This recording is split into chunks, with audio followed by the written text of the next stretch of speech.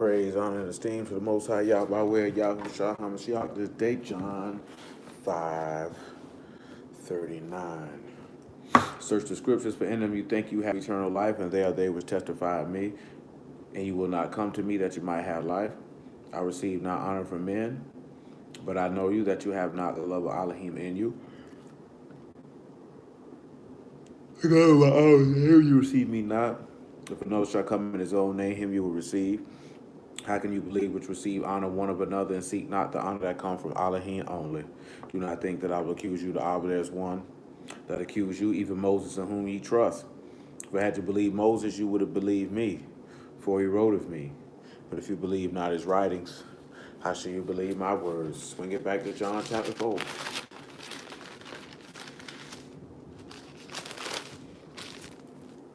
Pick it up at verse 46.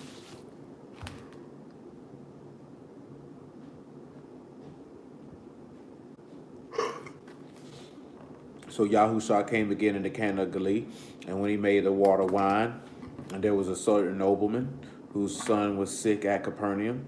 When he heard that Yahushua was come out of Yehuda into Galilee, he went unto him and besought him that he would come down and heal his son, for he was at that point of death. Then said Yahushua unto him, except ye see signs and wonders, you will not believe. So, like we continuing on from what we started on Wednesday about except people see signs and wonders, they won't believe. Let's go to Psalms 107. Psalms 107.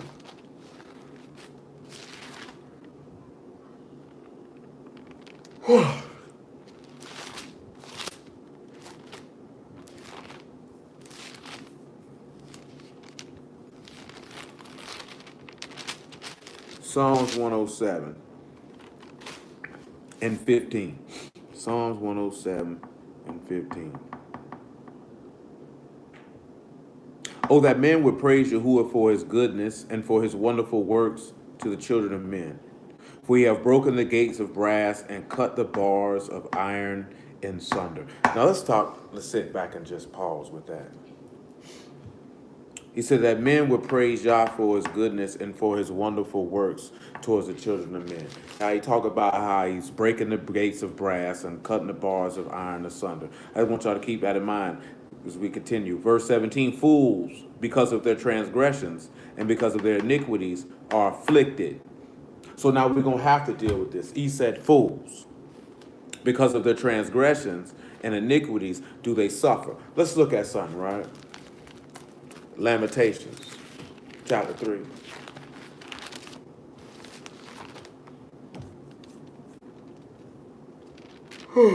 Just give us a chance to bring something back to your remembrance in the midst of that.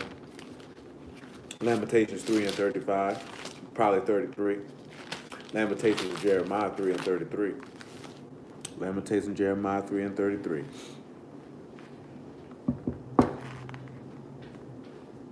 Make it 31. For Yahuwah will not cast off forever, but though he cause grief, yet he will have compassion according to the multitude of his mercies. For he doth not afflict willingly, nor grieve the children of men. So he doesn't willingly afflict anyone. To crush under his feet all the prisoners of their wrath, to turn aside the right of man before the face of the Most High, to subvert a man in his cause, Yahuwah approved not. Who is he that saith, and they come to pass when Yahuwah commanded not? Who is he that says something and they come to pass if Yah didn't command it? Out of the mouth of the Most High proceed not evil and good? Wherefore doth a living man complain, a man for the punishment of his sins? Let us search and try our ways and turn it again to Yahuwah. So we say, why does a living man complain? For the punishment of his sins. Now we just read in Psalm 107, fools, because of transgressions and because of iniquities are afflicted. Let's take ourselves Ecclesiastes chapter 2. This is going to come to bring us back to the bars of iron, and it's still going to be dealing with signs and wonders. Ecclesiastes chapter 2. For those that are veterans that have been around for a while, just to refresh your memory on something that we've dealt with before. If not, then praise y'all. It's just something new for you, something you may have never caught before. But we're just trying to get some understanding. So just bear with me. Ecclesiastes chapter 2. We'll pick ourselves up at about verse 12. Ecclesiastes 2 and 12.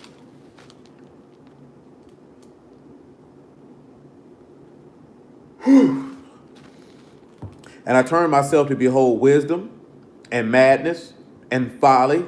For what can the man do that come after the king, even that which have been already done? Then I saw that wisdom excelled folly as far as light excelled darkness. See, we're talking about this morning, right? Just as far as science is concerned. And y'all will, we may touch that this afternoon, may touch it tomorrow. But, at nighttime, in the daytime, you can see the moon. But at nighttime, you can't see the sun. Because it's an example of this, what's in 1 John 1 and 5, which I don't have that page in that book. So, say that Elohim is light and no part darkness. Therefore, when the light of Elohim exists, darkness and light can't exist in the same place. The moon is the lesser light, so therefore it can be seen even in the day. It can be seen even in the day.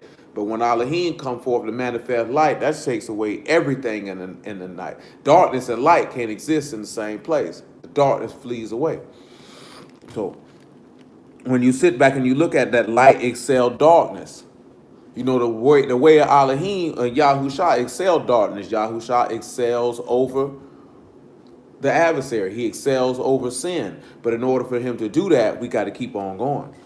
The wise man's eyes are in his head, but the fool walk in darkness. And I myself perceived also that one event happened to them all. So listen, the wise man's eyes is in his head. Pause.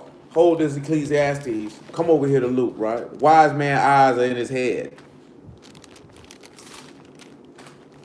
Wise man's eyes is in his head. Oh, maybe if I got in chapter 11, we might be able to make something happen. Verse 33 of chapter 11. Can't make nothing happen in chapter 12 and 14 and 15. Luke 11 and 33, right? Wise man's eyes are in his head. This ain't no pineal gland, ain't no third eye stuff with this one here. Just peep what the Mashak tell you. He said, no man, when he have lighted a candle, put it in a secret place, neither under a bushel, but on a candlestick, that they which come in may see the light. The light of the body is the eye. Therefore, when thy eye is single, the whole body also is full of light. But when thy eye is evil, thy body is full of darkness. Take heed, therefore, that the light which is in thee be not darkness. If thy whole body therefore be full of light, having no part dark, the whole shall be full of light, as when the bright shining of a candle doth give thee light. So when you see that the wise man's eyes are in his head, then you sit back and he tells you that the light of the body is the eye. Or when you see this here, the ayin. Or when you sit back and look at the experience, because you're going to have ayin, yah, noon. So now you get to experience or to know the works of continual life. So this is why the wise man's eyes are in his head. But he said a fool walk in darkness, as he just told you. If your eye is evil, then your body is full of darkness, because now you know and experience the works of death, because you know the works of folly, or the work of the adversary. So he said, but he perceived that one event happens to them all. Let's go back to Ecclesiastes 2 and 15 and look at what it says. And then I said in my heart, as it happened to the fools, so it happened even to me. Why was I then more wise? Then I said in my heart, this is also vanity, for there is no remembrance of the wise more than of the fool forever, seeing that which is now in the days to come shall all be forgotten. And how died the wise man as the fool? Come over here to Luke 23. How does the wise man die as a fool?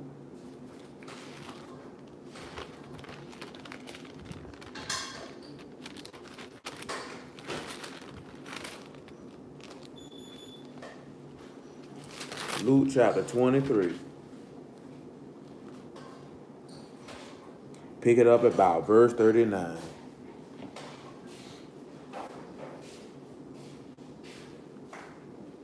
And one of the malefactors which were hanged railed on him, saying, if thou be the Mashiach, save thyself and us. But the other answering rebuked him, saying, dost thou not fear Elohim, seeing that thou art in the same condemnation? And we indeed justly, for we receive the due reward for our deeds, but this man have done nothing amiss. And he said unto Yahushua, Master, remember me when thou come into thy kingdom. Yahushua said unto him, Truly I say unto thee, today shalt thou be with me in paradise. Now let's sit back and look at this here, right? And we just doing the abridged version. We did this many, many moons ago, so for the course of what we dealing with tonight, we can't go into great detail. But he said, as the same thing as it happened to the fool, so it happened to me. Clearly, if them boys are malfactor, boy, you been running all night, boy. You out to run in the street, kicking your feet. We got with it. I ain't rubbing my feet, nigga. I'm putting in some work. Cooking up some good old soup, man. Somebody told me I was supposed to cook tonight. I don't know nothing about no cooking. I don't do nothing but cook up the dope. Smoke on it. That's what you can do. It's good for the soul. You take this hit. Don't hit that dope in the street, though. Don't smoke that. You're going to be around here twitching. You're going to be breaking in your auntie house. Don't even stay there. But he said, right, listen what he say, right? That it had same way it happened to the fool, so it happened to him. He also said that there's no more remembrance of the wise than the fool. How die the wise man as a fool? This man say this man is in the same condemnation, yet he ain't did nothing wrong. So this wise man is dying the same way as this fool. Now this wise man is being afflicted because of transgressions and iniquities. This is why they are afflicted. He also stated that you need to remember this man's wonderful works towards the children of men, because he's broken the gates of brass and cut the bars of iron asunder, meaning destroyed it, pulverized it. Take yourself to John chapter 3, follow where we're going. He said this just to bring stuff to your memory. But all this still dealing with signs and wonders. If you remember, we read Ezekiel chapter 12, and that him carrying his stuff on his shoulder was a sign. It was a sign for the prince that they would be going into captivity. They didn't catch it. They didn't catch it. Remember, the sign is the oath, the olive, and tau, the strength of the sacrifice of the covenant. And you should remember his signs. See, we don't remember his signs, we don't consider. So we say we need these signs in order to believe. But as we going to see, he showed plenty of signs. They still didn't believe. Same way we going to look at some of them same signs were sown again. They still didn't believe. You would think you wouldn't need no signs to believe. You would think you would believe on the strength of the word. But then that would be faith. John chapter 3, right? Verse 14.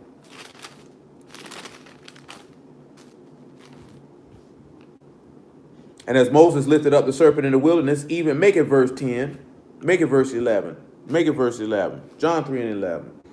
Truly, truly, I say unto thee, we speak that we do know and testify that we have seen, and you receive not our witness. If I told you earthly things and you believe not, how shall you believe if I tell you of things of Shamahim? No man have ascended up to Shamahim, but he that came down from Shamahim. Even so the Son of Man, even the Son of Man which is in Shamahim. And as Moses lifted up the serpent in the wilderness, even so the Son of Man must be lifted up, that whosoever believe in him should not perish, but have eternal life. For Elohim so loved the world that he gave his only begotten Son, that whosoever believe in him should not perish, but have everlasting life. For Elohim sent not his Son into the world to condemn the world, but that the world through him might be saved. Now remember, you ought to remember his wonderful works to the children of men and praise him for his goodness. Now, him offering his Son is a part of his wonderful works that he has worked towards the children of men. How? Acts chapter 2. Let's look at it and take it into him breaking apart those gates and those iron bars.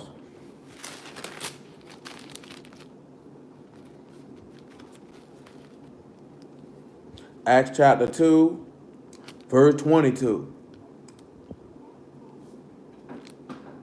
And ye men of Yasharal, hear these words. Yahushua of Nazareth, a man approved of Elohim among you by miracles and wonders and signs, which Elohim did by him in the midst of you, as ye yourselves also know. Him being delivered by determinate counsel and foreknowledge of Elohim, you have taken him by wicked hands, have crucified and slain. Now this man, we just established that he died as a fool, so therefore fools are afflicted, you know what I'm saying, for their iniquities and transgressions. He said, why does a living man complain for his sin? You ain't see Yahushua complain nan time for his sin, except for one instance. He said, my Elohim, why have you forsaken me? You didn't hear that man complaining about what he went through. You know why? Because see, he ain't like your forefathers in the wilderness murmuring and complaining. I got a homeboy telling me that all the time. I'm a true believer in this here, man. Don't bring that complaining crap to me because I don't want to hear it. Do you know what I'm saying? Straight up and down. I just seen McCracker Joe Rogan talking about that. That cracker say, you get them people away from you. Though I can't catch a break, people, this, that, and the third. I don't want to hear that, especially not from no man. It's bad enough to hear from a woman, but you tolerate it. I don't want to hear it from no man, though. That's disgusting and vile. You know what I'm saying? Men's supposed to come up with solutions. If you don't have a solution to the problem, then keep your mouth quiet or ask people for solutions. Don't come around a nigga with all that complaining, man. Because, nigga, I don't want to hear it. Do you know what I'm saying? And I will tell you that I don't want to hear it. And I will tell you to tell it to another nigga. Do you know what I'm saying? Because I don't want to hear it. Man, that type of conversation sucked the life out of people, man. You know what I'm saying? Nigga that complain all the time. And you know why I'm saying that? Because guess what your forefathers were doing in the wilderness? Complaining all the time. Murmuring all the time. And you seen the example of what had happened. It sucked the faith out of the people around them from the people who was around them murmuring and complaining. For the niggas who were murmuring and complaining, they came back and brought a bad report back on the land and called these people to not even believe that Yah would give them the power to take it. Do you know what I'm saying? Yeah, you could get frustrated. You know what I'm saying? But you still supposed to be feeling a way to a solution to fix it. All that complaining, man, keep that junk to yourself. You know what I'm saying? Oh, man, I just had to remember, but them crackers, they don't give us no job. I don't want to hear that, my nigga. You know what I'm saying? Man, I already know that. I already know them people don't want to give us no job. So that means you got to come up with something else. Or you're going to have to work 3 times as hard to get the same amount as the white man. You know what I'm saying? But you're going to have to come up with something. Men ain't supposed to complain, man. I would taught that as a child. A man ain't supposed to complain. You know what I'm saying? If you complaining, you ain't no man. You might well go into the store, get you some Always with Wings, get you some Tampax, you know what I'm saying? Do whatever it is that you supposed to do with it because you done became a woman now. And that's not to say that women walk around and complain and it's cool with that, but we just saying that you've been emasculated. When I make statements like that, we talking about this is an emasculated man. This is an effeminate man. This is not a man because men don't complain. Men are supposed to be logical thinking creatures that come up with solutions to problems, not complaining, not throwing pity parties, not walking around sad talking about woe is me, don't nobody care about me, don't nobody love me. Ain't no nigga, tighten up, nigga. Untuck your nuts, let them hang and go do what you gotta do. You know what I'm saying? Straight up and down. If you go down swinging, man, we salute you. We give you honor and respect. Even if you ain't successful. That's what my granddaddy said. Don't nothing be the good try, man. That wasn't a word used. He used some colorful language in between that. But you know what I'm saying? But if you tried, man, and you put forth all your effort, even if your best effort wasn't good enough, you did more than most people, because most people sit on the sidelines and ridicule the people who get up and try. You know what I'm saying? The word talk about that. People sitting around, waiting around and say, look at this man, he wasn't able to finish. You know what I'm saying? People wait around for that. But don't be like your forefathers. Y'all hate a murmurer and a complainer. He killed murmurers and complainers, man. Your man ain't on that. Don't you do that. Verse 24. He said, whom Elohim have raised up, having loosed the pains of death, because it was not possible for him to be holden of it. So now you see this right here. Those wonderful works. He broke the gates of brass and cut the bars of iron asunder. He has defeated death, the thing that had you in bond. Because remember, right, gates of brass and bars of iron are to keep you captive, to lock you up. He broke that and set you free from the prison.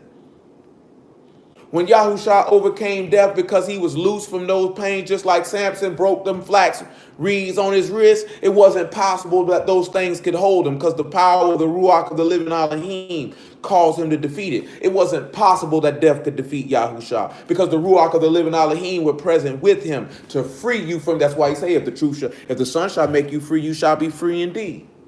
He loosed you from that. So men ought to praise him for his wonderful works. Men ought to say that Yahuwah is good and his mercy endure forever if you have understanding. Come on back to Psalm 107. This man resurrected from the dead was a sign. They didn't believe it. They didn't believe it. They didn't believe it when he told him that. Now, his apostles didn't believe it at the first either. They believed it after they saw it.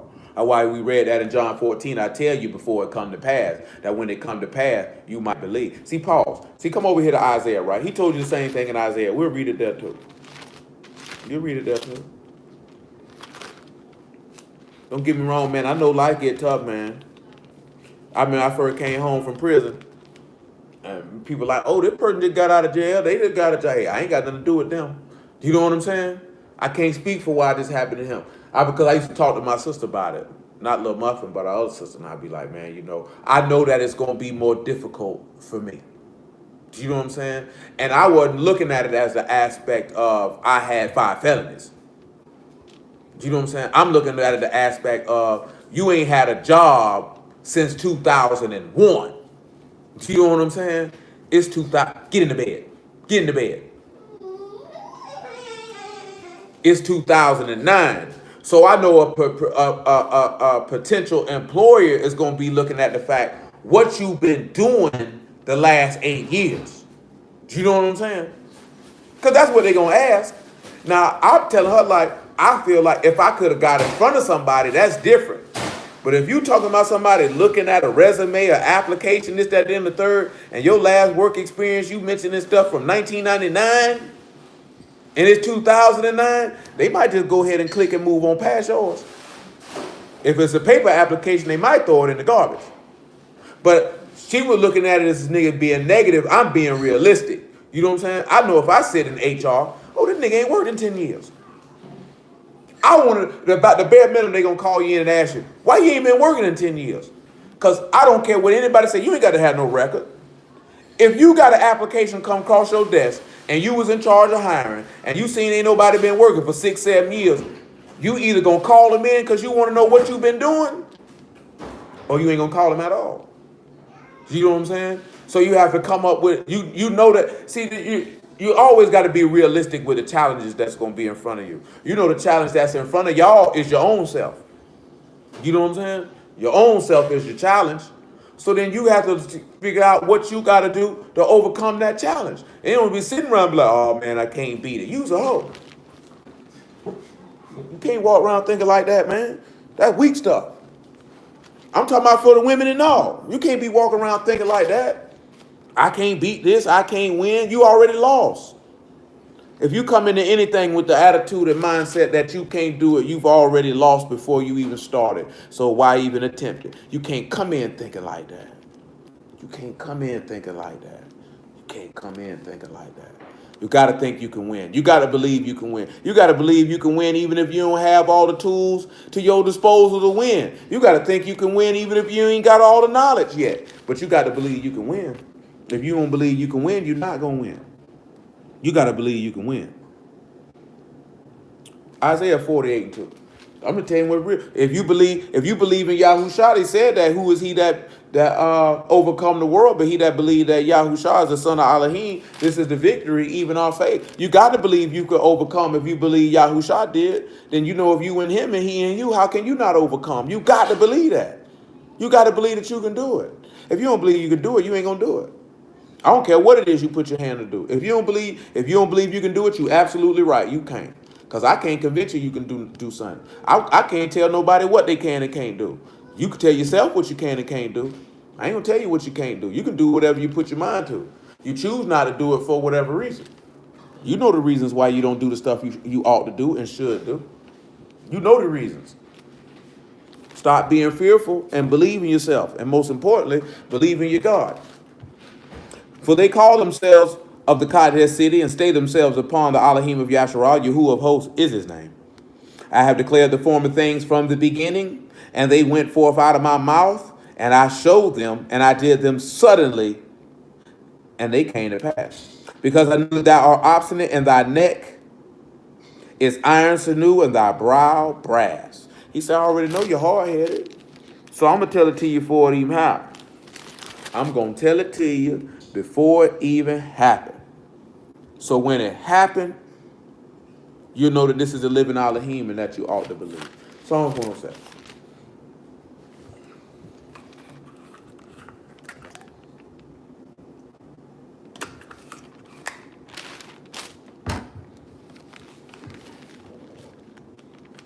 Look at verse 18. Listen to what he say. Their soul abhor all manner of meat.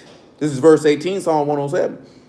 And they draw near unto the gates of death. You know, Yahushua turned down that. I don't want none of that. I don't want that. Verse 18. Verse 19, then they cry unto Yahuwah in their trouble, and he saved them out of their distresses. My Elohim, why have you forsaken me? Abba, in thy hand I commend my Ruach. And what he said, he sent his word and healed them and delivered them from the destructions. Shalom, brother. Shalom, man. Shalom. Think about that, right? They that go down in the sea and that do business in great waters, these see the works of Yahuwah and his wonders in the deed. They see his wonders in the deed. His wonders in the deed. Just turn right on over to Psalms 106. Let that be your guide. Let the word of Elohim be your guide. It gets you where you need to go, how you want to get there. Psalms 106 and 4. Remember me, O Yahuwah, with the favor that thou bear unto the people. O visit me with thy salvation, that I may see the good of thy chosen, that I may rejoice in the gladness of thy nation, that I may esteem with thine inheritance. We have sinned with our fathers, and ye have committed iniquity. We have done wickedly.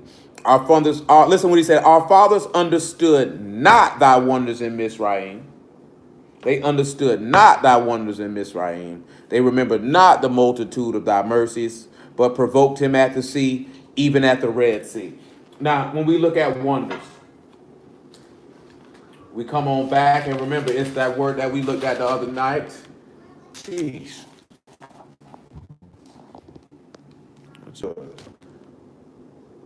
I can't tell it.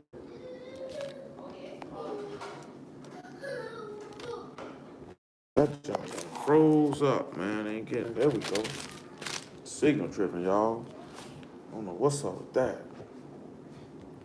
So they didn't understand his wonders. They didn't understand what he was trying to do. So let's look at that. Let's go to look at Hamashiach. Well, let's go back. Let's go back to the law first, because we started in the law with this here, and we're going to have to do that, because that's what he's referencing before we go look at Hamashiach. Exodus chapter 3, right? Exodus chapter 3. Exodus 3 and about verse 15, I surmise.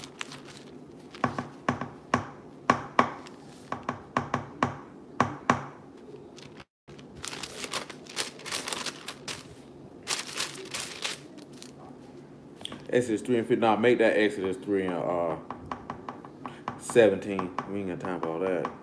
And I've said I will bring you up out of the affliction of Mizraim into the land of the Canaanites and the Hittites and the Amorites and the Perizzites and the Hivites and the Jebusites unto a land flowing with milk and honey. And they shall hearken to thy voice, and shall come thou and the elders of Yasharal unto the Malach of Mizraim, and ye shall say unto him, Yahuwah Elohim of the Abarim have met with us. Now let us go, we beseech thee, 3 days journey into the wilderness, that we may sacrifice to Yahuwah Elohim.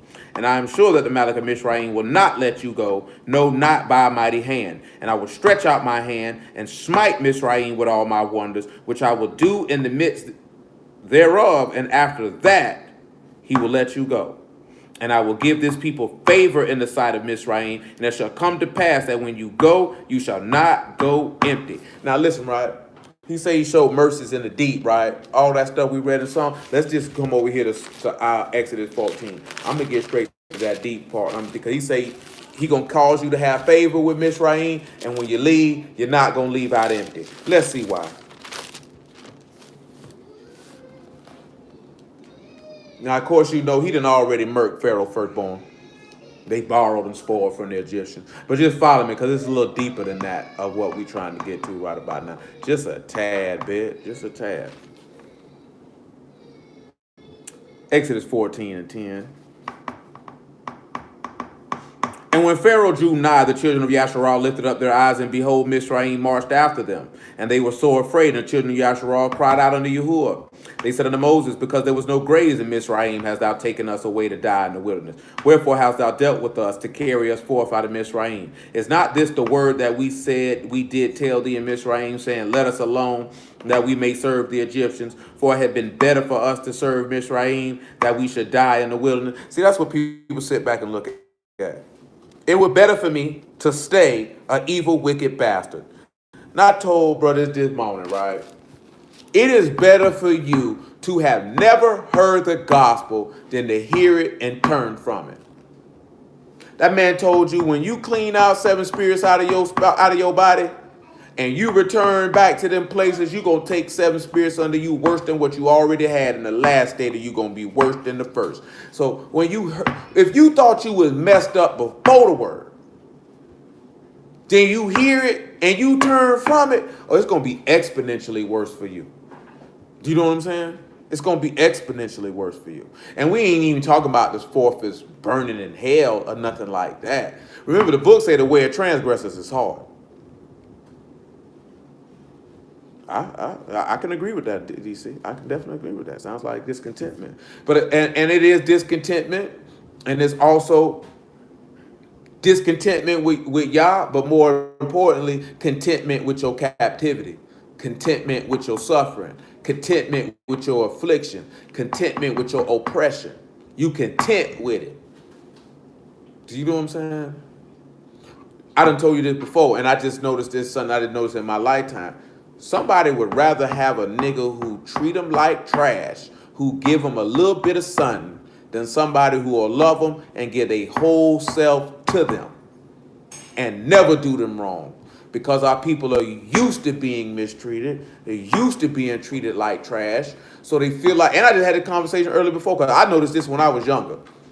If a woman didn't believe she was worthy to be loved, and a man treated her well, she thought he was a lame and she would take advantage of him. Not necessarily because the dude was a lame, but because she didn't believe she deserved to be treated in such a fashion. Therefore, she figured something had to be wrong with that dude to even see her, to show her that she was worthy of being treated as a woman, as a human being, as a person, on an acceptable level, how somebody's supposed to be treated, because people are used to being treated wrongly because of how they view themselves. They usually view themselves by some manner of childhood trauma, something that has happened to them or something that was repeatedly told to them. You know what I'm saying? And that's why at times we do those things where I ask y'all certain questions about certain stuff, because you can't hear what you don't reveal. You ain't got to tell it to me. You ain't got to tell it to the room, but you got to tell it to yourself. You know what I'm saying? You got to tell it to yourself, or because the word ain't gonna do you no good. You know what I'm saying? If you don't even acknowledge what the root of your pain is and the root of why you do the way things that you do or think the way that you think, the word is not even going, because he said he'll heal you of all your diseases. But you got to acknowledge what the disease is for the word to even come in and heal it.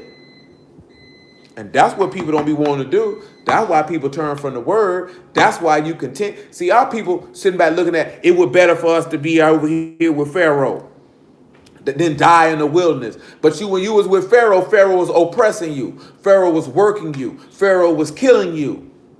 Pharaoh was treating you like trash. Somebody then came through and showed you love on every level, that they executed wrath on an individual on your behalf, protected you from it. And because you saw a little bit of danger or a little bit of trouble, you was ready to flee from this person who had showed you nothing but love, guidance, discipline, honor, and respect, cherished and nourished you the whole time you knew him. Because we got it misconstrued of what it really is. See, we think love is a feeling. Love is not a feeling. Joanne told me from the shoot. She died when I was 6, so I can remember her saying this here since I was old enough to remember. And my first memory started 5 years old. That love is an action word. It's something that you show. It's something that you do. It's not a feeling, because feelings fade. Feelings pass. That's why people sit back and say, I fell out of love. You don't fall out of love. That's impossible. That's impossible. You fell out of that feeling and emotion that you were seeking after, and that is no longer present. Because if you love someone, you love them for their character and who they are as a person. You don't fall out of loving somebody what their character traits are. So somebody who said they don't love y'all no more, they didn't fall out of love with y'all. They never loved them in the first place. Because if you know this man and you've experienced this man, then how could you not love this man? And if you love this man, then you're going to show him you love him. Do you know what I'm saying? See, there's one thing too, man. I'll put this out here, then we'll keep it moving, right? I don't fool with a lot of niggas. I've been like that my whole life. When I say that, I can be cool with you, but you going to have to prove yourself. Because if I say I love you, I'm going to ride for you. Ain't me no. I ain't gonna go for your junk. Hey man, if you got some junk that ain't right, nigga, tell you that junk ain't right. Nigga, not gonna make no excuses for you because that's how we was raised. That's what I told. That's what I was taught at Love Wars. If you out of pocket, nigga gonna tell you. You know what I'm saying? If a nigga did something to offend you, if you offended me, then a nigga gonna tell you, hey, I ain't like that. It's not that hard. And they gonna ride for you. But boy, once you show yourself to be dishonorable and all that there, boy, stay away from me. I still got love for you, but I'm not gonna fool with you, and I'm not gonna ride for you in that same fashion because you're not worthy of it. Do you know what I'm saying? And that's how y'all operates. You got to be worthy. You got to show yourself worthy of this man. Why are y'all not in the bed? Come on over here and sit down. Oh, you going to get some water. Go get you a beverage. You going to get you a beverage? You going to get you a beverage? A beverage. Water? Water. Yes, go get you some water. Think about that, man. I think you might need to take that to your mommy. Where your cup at? Go back with your sister. Think about that, man. Y'all don't need us, we need him. But you got to show yourself worthy of him. He ain't gonna give you the stuff you want and you ain't prove yourself. You gotta prove yourself. Listen what he say, right? Verse 12, verse 13. Moses said unto the people, fear ye not, stand still and see the salvation of Yahuwah, which he will show you today. For Mizraim, who you see today, you shall see them again no more forever. Yahuwah shall fight for you, and you shall hold your shalom. Y'all gonna do the fight. He gonna fight for you. You ain't got to do nothing but hold your peace. And Yahuwah said unto Moses, wherefore cry thou unto me? Speak unto the children of Yasharah that they go forth. Look what he told. What you talking to me for? I already told you what time it was. I don't know what you talking to me for. But lift up thy rod and stretch out thy hand over the sea and divide it, that the children of Yasharah shall go on dry ground through the midst of the sea. And behold, I will harden the hearts of the Mizraim, and they shall follow them, and I will get my honor upon Pharaoh, and upon all his hosts, and upon his chariots, and upon his horsemen. And Mizraim shall know that I am Yahuwah, when I have gotten me honor upon Pharaoh, and upon his chariots, and upon his horsemen. So, we know what happened. They crossed that Red Sea. He drowned Pharaoh in the army, drowned Pharaoh's army in that water. They went through the deep. As we already know from 1 Peter chapter 3, about verse 20, this was the first, well, not the first, but one of the second instances of baptism. Come on back over here to Psalm 107 real quick for a quick rundown, refresher on why we even went over here. We came over here in Psalm 107 because he said, they that go down to the sea in ships, that do business in great waters, these see the works of Yahuwah and his wonders in the deep. They saw his works and his wonders in the deep. They saw it in the sea. Come on back to Psalm 106. Look at the next thing he said, right? That we looked at, right? There was something else. Oh, my bad. That was Exodus 3. My apologies. Exodus 3.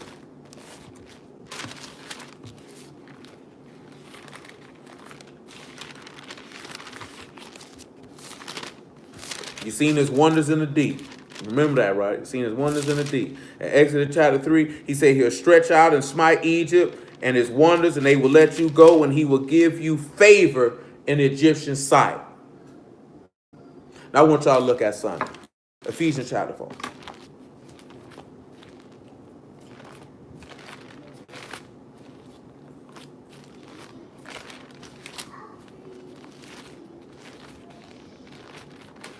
Ephesians chapter 4. Pick it up at verse 4. Make it 3.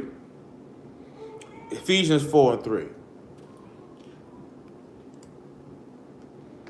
Endeavoring to keep the unity of the Ruach and the bond of Shalom. There's one body and one Ruach, even as you are called, and one hope of your calling. One master, one faith, one immersion, one Elohim and Abba of all, who is above all and through all and in you all. But to every one of us is given Khan according to the measure of the gift of a Mashiach. Wherefore he saith, when he ascended up on high, he led captivity captive and gave gifts unto men. Not that he ascended, what is it, but that he also descended first into the lower parts of the earth. He that descended is the same also that ascended up above, far above all Shamahim, that he might fill all things. So we look at this, right? He showed him wonders in the deep. Yahushua goes down into the grave or into the deep or into the water, and he showed him wonders. And he gave him favor in the sight of the Egyptians, or in the sight of death, or in the sight of captivity, or in the sight of sin. So when we understand that when we go down and we are immersed into his, let's just sit back and look at it. John 7:37. And then Acts chapter 19. When we look at John 7:37, right, he said what? Yahushua cried and said, he that believe on me, as the scripture has said, out of his belly shall flow rivers of living water. This spake he of the Ruach HaKadosh, what those that believe on him should receive. For Yahushua had not yet been esteemed, so the Ruach had not yet been given. So when we look at a Mashiach descending in the deep, you turn around, go to the book of Jonah, just for another time. Because remember, this is tied into what we ended with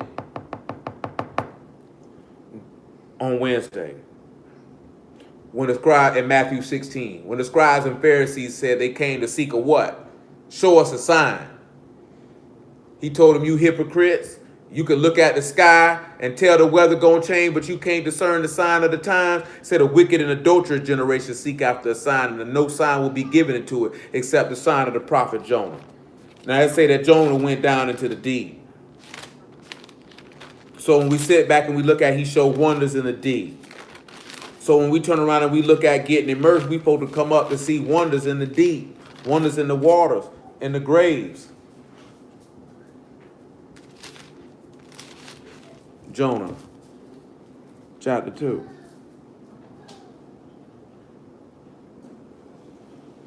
Verse 1 is fine. Well, Jonah 1 and 17.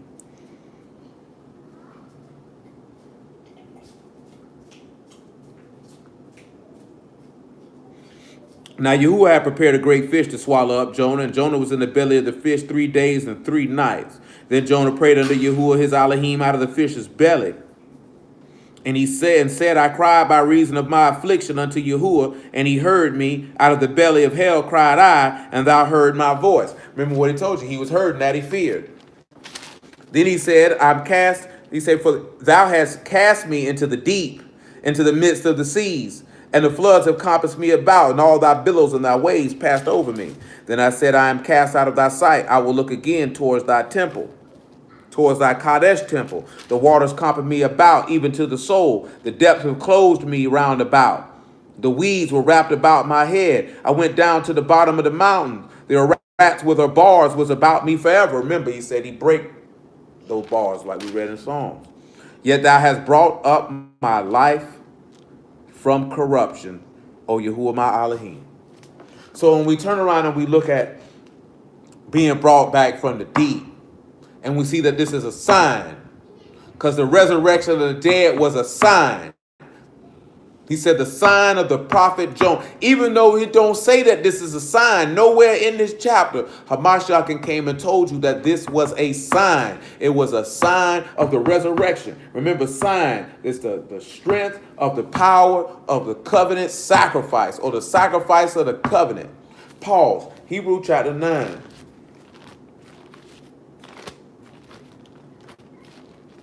Remember what they tried to do? Roll a stone over the mouth of, set a seal in a watch, lest they come steal his body. And that same sign, people didn't believe that there was a resurrection of the dead after Hamashiach rose from the dead. And he appeared unto many. They still didn't believe it. That's why Peter told you, though you haven't seen him, yet ye believe. That's why Mashiach told you, blessed are your eyes for you seen, but blessed are those who have seen, yet have believed. Because you didn't see this man resurrect from the dead. The question is, do you believe? That's the question most of y'all need to sit back and ask yourself right now. You weren't there 2,000 years ago. You didn't see him get hauled up on no stake. You didn't see him get taken down from off of it. You didn't see him get put in no grave. You were not one of those people who were there at that grave that bear witness to his resurrection. Do you honestly and really believe it, though? That's the question. That's the question. Before we even read the Hebrew 9, right? Come over here to Romans chapter 10 real quick. Do you even believe it? That's the question. Or is all you stuck on here, you Israel? Because you're going to hell if you don't believe this right here. What we about to read. You going to hell. Without question, you are certified. All it is it the law. Because guess what? If you ain't got this right here, you're going to hell. Certified. Listen what he tell you. Verse 8. Matter of fact, yeah. Make it 10 and 6, right? Shoot, we make it 10 and 4. Romans 10 and 4. Listen what he tell you. For Hamashiach is the end of Torah, for righteousness to everyone that believes, meaning the purpose, the goal. For Moses described the righteousness which is of Torah, that the man which do those things shall live by them. But the righteousness which is of faith speak on this wise, say not in thy heart who shall ascend into Shamahim, that is to bring Hamashiach down from above. Or who shall descend into the deep, that is to bring up Hamashiach again from the dead. But what saith it? The word is nigh thee, even in thy mouth and in thy heart. That is the word of faith which we preach. That if thou shalt confess with thy mouth the Master Yahushua, and shalt believe in thy heart that Elohim raised him from the dead, thou shalt be saved. For with the heart man believe unto righteousness, and with the mouth confession is made unto salvation. He say, I believe, therefore I speak. For the scripture saith, whosoever believe on him shall not be ashamed. That's the question. Do you believe that in your heart that he raised him from the dead? Because if you don't, you're doing this for nothing. This is strictly in vain. Strictly in vain. I'm going to keep it under with you. I ain't going to sugarcoat it with you, play no games with you. If you don't believe on this man according to the scripture have said that he rose from the dead and descended at the right hand of Elohim to make intercession on your behalf until the time of his return when the mystery of Elohim is completed, you're not going to get in this man's kingdom. And there ain't no sense of even playing around with that. Ain't no sense of playing around with it. Remember what Amashah told his people?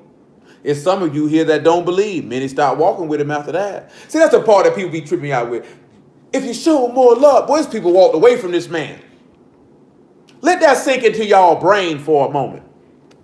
Let that sink into your brain. We ain't talking about people walking away from no congregation. We ain't talking about people walking away from no camp, no assembly, whatever you want to call it.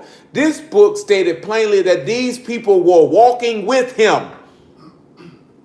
He told them they had to eat his flesh and drink his blood. And he said, whoever do this in actuality, in reality, is going to live by me as I live by my Abba. They say, man, this nigga here man speaking hard. What is he talking about? He say, hey, man, this the Ruach that quickeneth, the flesh profiteth nothing. The words that I speak unto you, they are Ruach and they are life. There are some of you here that do not believe. And when they heard this, they start walking. Remember what he asked Peter? You going to start walking too? He said, you got the words of eternal life. Where we going to go? So if you think, sit back and think about that there, right? If everybody loved this man so much, why did people who were walking with him stop walking with him? If they were walking with him, they seen every work he was doing.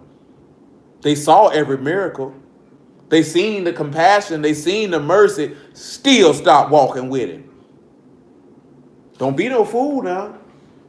Because they didn't believe it. They didn't believe it. Sad to say, it's somebody who watching now. It's somebody who gonna look at it later. They don't believe it. Straight up, it is what it is. I ain't foolish enough to think everybody believes. Oh, I know that. I know that's not the case. I don't live in a state of delusion, and I don't live in what's the word I'm looking for? Oh, it escapes my mind at this time. The word that I'm looking for. Dang it, escaped. I use it. Well, shoot, not right, but. You know what I'm saying? I don't live in a fantasy land. You know what I'm saying? I don't live there. I know that that's not the case. You know what I'm saying? I know everybody don't believe.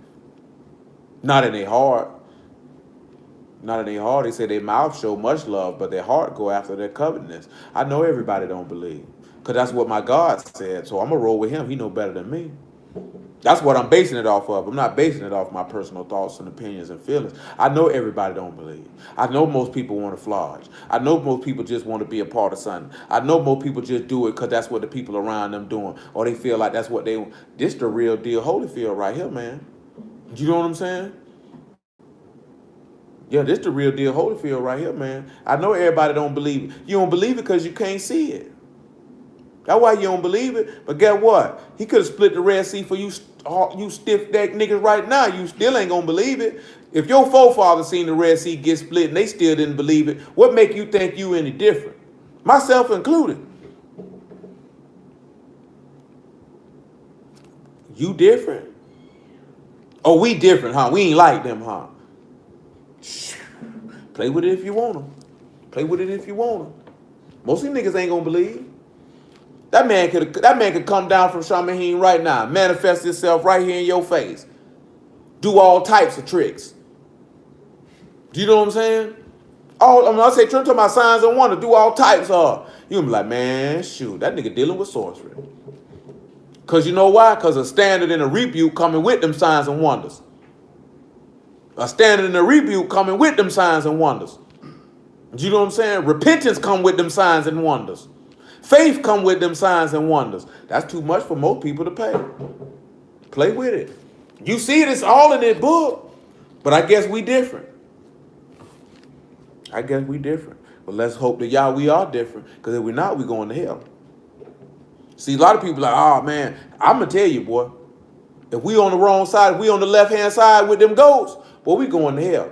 And that, know what I'm saying? But like I put out that other day, man, don't be doing stuff because you scared for the punishment of the sin. You know what I'm saying? Do stuff, come to the word because you want to be delivered from sin and not just delivered from the penalty. Of course, don't nobody want to die. And when I'm talking about die, I'm talking about burn. That's a given.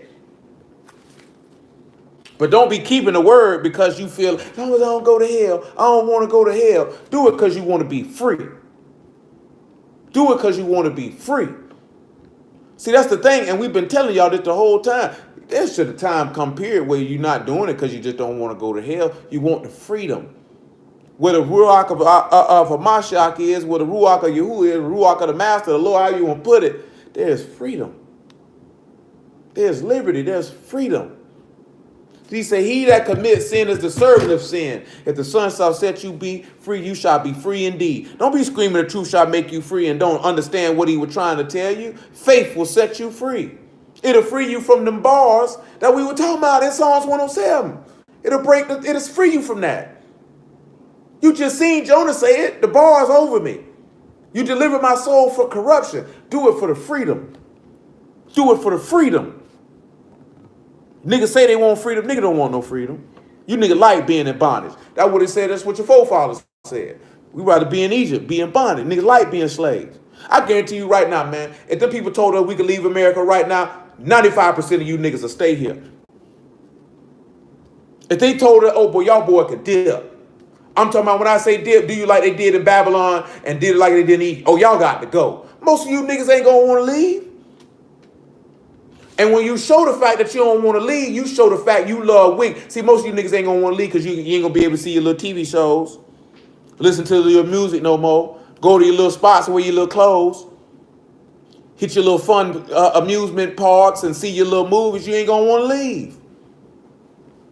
Oh, man, it's better for us to stay in America, man. We had this and we had... You got to think about that because the time going to come we might have to leave here.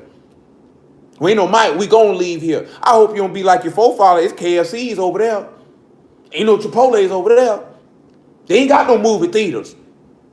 It's better for us to stay over here. The same place where you say you were tired of these people killing you, talking about your lives didn't matter. You think about that now. Y'all weigh that in your brain. What's different now than it was then? Nothing. Nothing. You know what I'm saying? And if them people told you to dip, you niggas gonna stay. Because you like it here. You like being oppressed. You like being a second-class citizen because they let you have a little fun. We got to be better than that. That what nigga gonna say. Ain't no McDonald's. I didn't mention places I know that because, well, I don't go to no McDonald's. There ain't no Burger King over here. They ain't got no roof, Chris. No public chicken, no Winn-Dixie. They ain't got no Macy's. I don't want to wear these clothes. When we going to change? I'm going to stay here. It would better for us to stay in America where we could go to such and such than to die in this wilderness. That's some of y'all. Signing one of the leagues. Think about it, man. Weigh that in your heart. Weigh that in your heart. You say you want freedom. He give you freedom. Now you say you want to stay. You said you wanted freedom from sin, yet you fool with sinners and fool with sin. So that means you want to stay. You didn't want freedom. You like being oppressed. You like being beat down. You like it. You enjoy it. You love it. That's hurt right there. You gotta figure out what's wrong with you. Why you love it? Nigga be like, they say, oh, we could leave America right now. We sure could, but what's the good use of me leaving America if my people still behind here suffering? Moses left for a season, and what he did? Y'all told him, come on back around there with him. He said he'd rather suffer with the children of Elohim than enjoy the pleasures of sin for a season. See, there's something wrong with it. We want to enjoy the pleasures of sin for a season. But if it came down to leaving here, 95% of you niggas gonna stay. You like it here. You don't really care about the police killing you. That just stuff to share. You don't really care nothing about them people doing none of that stuff to us. That's just stuff you can share on your feed with your fake outrage and fake tears and fake crying. You don't really care. Do you know what I'm saying? And you know why you don't really care? Because it don't directly affect you. It's just something you see. Till you know a nigga who been killed by the police. Till you see how they treat homeless people. Till you see what the police do to niggas on the corner. Till you see how they treat people in the chain gang. Till you see how they don't really care about the poor. Then you'll care. If you ain't been in them positions or been around in this scene and you don't really care, it's fake outrage. You got some people who ain't been in them positions, but they love their people. That's why they care. So at the end of the day, you don't really love your people. You just, I like to do it from a distance. You know what I'm saying? That's true. Boy, it's real out here, man. It's real out here, man. It's real out here. And you niggas gonna want to stay. I know these niggas gonna want to stay. They ain't got no cigarettes. I can't smoke no weed. That's all you're going to be thinking about. And the reason why I'm using this analogy is you thinking about what you losing instead of what you can gain. You ain't losing nothing. That stuff was killing you. You can gain life over here. You're going to have anything worth having going to be a little arduous journey. Going to be a little pain, a little discomfort. But when it's over with, it's gonna yield what it was you would say you were desiring. But in reality, you like comfortability. You don't want to be challenged. You a lazy, no good bastard. Lazy bastards don't want to be challenged. People who mediocre and below average and losers, they hate a challenge because that means they'll have to rise up to the occasion and they don't want to do it. That's weak. Y'all ain't weak people. I know you're not weak people. You're black. You know what I'm saying? You can't be weak people to survive in this place. Can't be. You've allowed this place and you've allowed your peer group and the people around you to convince you that you're weak. You've allowed your family members to convince you that you're weak. You've allowed media, when I say media, any way that any form of information could be consumed, whether it's social media, television media, print media, radio, whatever. You know what I'm saying? You've allowed these people to believe, to cause you to believe that you can't do this, that you can't do certain things, and that you're weak. Don't believe them. Your Elohim said, when you are weak, say you are strong. You strong in him, do not believe them. You got to lean on him. But if you don't, hey, I don't know what to tell you. Hebrews 9:15. I don't know what to tell you. And for this cause, he is the mediator of the New Testament, that by means of death for the redemption of the transgressions that were under the first testament, they which are called might receive the promise of eternal inheritance. For what testament is, there must also necessity be death of the testator. For a testament is of force after men are dead, otherwise it is of no strength at all while the testator lives. Come on to Acts 19, guess what? If you want that favor, then you got to die. I seen a sister today, right? Sister say, y'all telling people to quit their job and not work on the Sabbath. And we didn't talk about this before, but it's Sunday I seen somebody say while I mentioned it. You ain't gonna take care of these people's kid. I seen a nigga say that y'all gave him a job that caused him to have to work on the Sabbath. And then my mom said, nigga, I know you lying.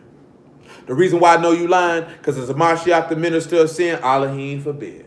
Because at this point, you saying that y'all taught you to break his own law, and I know you a lie. And it's not the fact about breaking the law or breaking the Sabbath. It's not the issue. That's not the issue. The issue is that you would say a just, Kadesh, sinless Elohim would tempt you to commit sin. You're not going. That's lack of faith. That's you trying to justify your desire and put it on him. See, and again, that's what I'm talking about. If you couldn't even sit back and say, I'll sacrifice this for him, screw what another nigga tell me. I can't tell you to quit your job. And most of y'all notice here who done ever been working on the Sabbath. I ain't never tell you to quit your job, did I? I told you what I would do, didn't I? I ain't tell you what you should do. I told you what the word said, and I told you what I would do. Then I told you you could do what you want to do. You know what I'm saying? But this is what the word say. First and foremost, this is what the word say. You make your decision based off what y'all say. Don't make your decision based off what I say. Then I'm going to tell you, this is what I would do. But the decision is up to you. I ain't going to tell you, oh, nigga, you need to quit your job. Shoot, you could be around here committing adultery. I'm going to tell you, y'all say adultery ought to go to hell. You know what I'm saying? I wouldn't commit adultery. You can do what you want to do. You know what I'm saying? I told you what the word said. I gave you wise counsel. It ain't wise. It ain't wise to go in that direction, man. You know what I'm saying? I'm going to tell you, put your faith in Elohim. That's all I can tell you. I got 4 or 5 kids. Guess what? He know you got. See, that's the start. And that's what I be talking about. Niggas don't really believe. Because if you come to tell me, well, I got mild defeat. Well, stupid nigga, you don't think y'all know that he the one gave you the churn. And that's what showed me when that Matthew 6 come into play. And he tell you what? Take no thought for your life.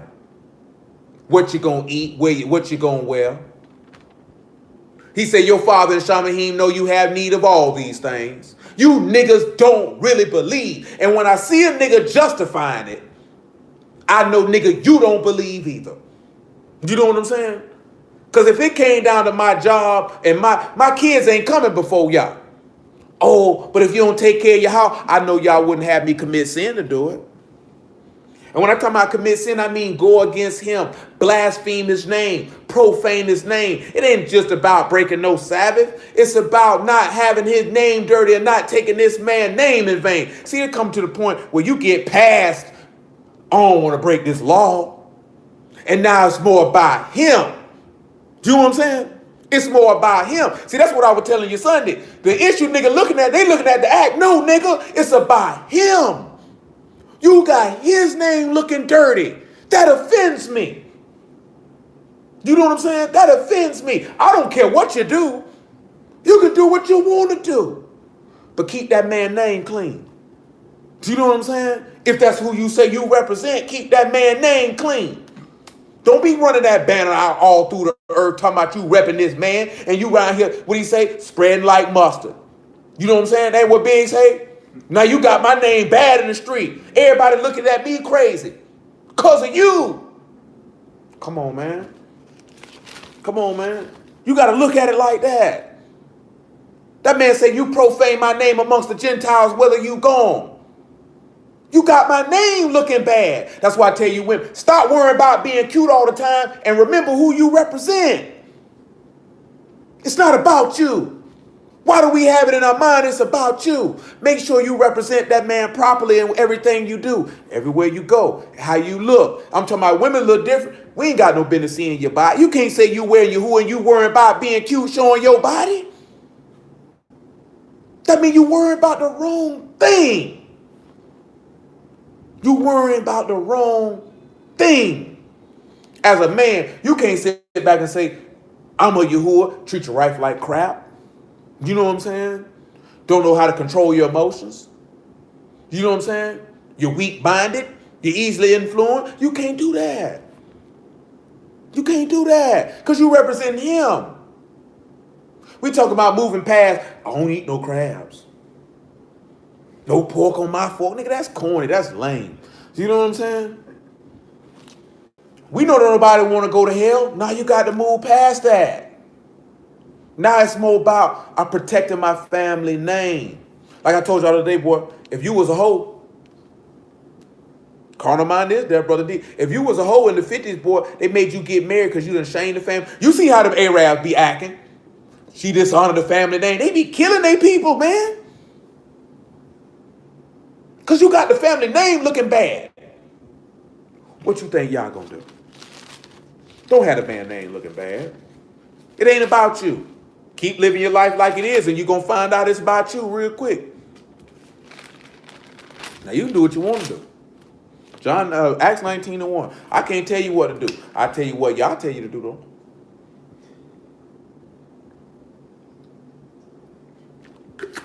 See, people look at, we talking about the other day, people look at it because you preach the word, they like to say, well, whatever he say, go. I done had a woman, she told me, should I do this here? I say, shoot, you better not marry that nigga, you better not fool with him. That's the best thing for you not to do. Get what happened? She got wham, bam, and slammed and cuz slid on him. And guess what she was looking for? Some sympathy. You don't get no sympathy when you were warned. I could see if you wasn't warned. Oh, he got me. Well, it's okay, baby. It's done now. But when you've been warned several times, I don't think that's a wise thing for you to do.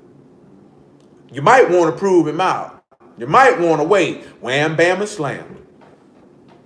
Wham, bam, and slam. And sitting back and looking for some sympathy. I can't give you no sympathy because you're dumb.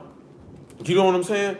And when you turn around and you look at how y'all operate, if he done told you 2-3 times, and you get cracked upside your head, you ain't get no sympathy from him because you don't listen. We got to start listening to the word. Listen to the word. Look here, right? If a nigga came and told you you ought to quit your job on the Sabbath, don't matter what he say. You supposed to be like, what did the word say? The word say don't have no servile work on the Sabbath. Well, cuz they ain't said nothing wrong, but I'm going to go ahead and roll with the word. And the word say, you know what, sir? I ain't going to be able to do it. Put me on the scale, I ain't coming. Whatever happened, happened. You got to do what you got to do. People talking about it's mandatory. Ain't nothing mandatory. Let me tell y'all something, man. Ain't nothing in this life mandatory but for you to serve your God. That's the only thing that's mandatory. And even that ain't even mandatory because you ain't got to do that if you don't want to. Don't ever tell me what nobody forced you to do because ain't nobody forcing you to do nothing in this life. Nobody forces you to do anything. You always got a choice. Well, nigga, he got a gun to my head. You could have let him pull the trigger. You always got a choice. He say, beloved brethren. He say, blessed is a man that endure temptation. For when he is tried, he shall receive a crown of life that from Yahuwah, that he promised to all them that love. Don't let a man say when he's tried that he's tempted to Elohim, because Elohim tempt no man with evil. But every man is enticed and drawn away by his own lust. And when lust is conceived, sin is brought forth. And when sin is brought forth, death. Do not err, my beloved brethren. Don't play with it. You got a choice. Choose life. That's what the law tell you. I said before you blessings and cursings, life and death. Therefore choose life. Choose life. Niggas scared to forsake 12, 14, $15 an hour. That man told you don't love your children more than you love. See, it's bigger than the Sabbath because you got a idol in your heart. It's not about the Sabbath. It's the idols you have in your heart. It's your fear. It's your lack of trust in the living Elohim and your fear of man. You don't believe Yah will take care of you. You don't believe Yah will provide for you. So I know you don't believe he'll resurrect you from the dead. So I know you don't believe he resurrected his son from the dead. With me and you destined for hell. That's my point of why I mentioned all that. Because you're destined for hell. If you don't believe in this, then I know you won't believe in the thing that he said you got to believe in your heart. And you should not believe it just because Jesus loves me. The Bible told me so. You need to know it because the script told you so because you know the script. And you've internalized it. Not memorized it, internalized it. See, people sit back and look at, oh, that brother, they'll remember script. I didn't memorize anything. I internalized it. So that's the difference. Because see, memory means you can spit something back, but that don't really mean you got control of what you spitting back. Y'all know that from school because y'all memorized stuff to take tests and you didn't have no control or command over that subject matter. You was just able to recite it back because that's what they required of you. You memorized, you didn't internalize. But if it was a class that you liked and you internalized that information, you had a grasp and understanding. The reason why I say it like this here, because if the teacher would have asked you what that meant on something you memorized, you couldn't explain it. That's the difference between memorization and internalization. When you memorize, you don't understand, so you can't explain. When you internalize, you understand and you can explain. Y'all know what I'm talking about. It ain't just in school, but school the best example. Acts 19:1. And it came to pass that while Apollos was at Corinth, Paul, having passed through the upper coast, came to Ephesians, finding certain disciples. He said unto them, have you received the Ruach HaKodesh since you believe? They said unto him, we have not so much heard whether there be any Ruach HaKodesh. He said unto them, until then, what then were you immersed? They said unto Yachanan's immersion. Then said Paul, Yachanan truly baptized with the baptism of repentance, saying unto the people that they should believe on him which should come after him, that is on Hamashiach Yahusha. And when they heard this, they were immersed in the name of the Master Yahusha. And when Shaul laid hands upon them, the Ruach HaKodesh came upon them, and they spake with tongues and prophesied. That's the favor when you go in the deep. You understand?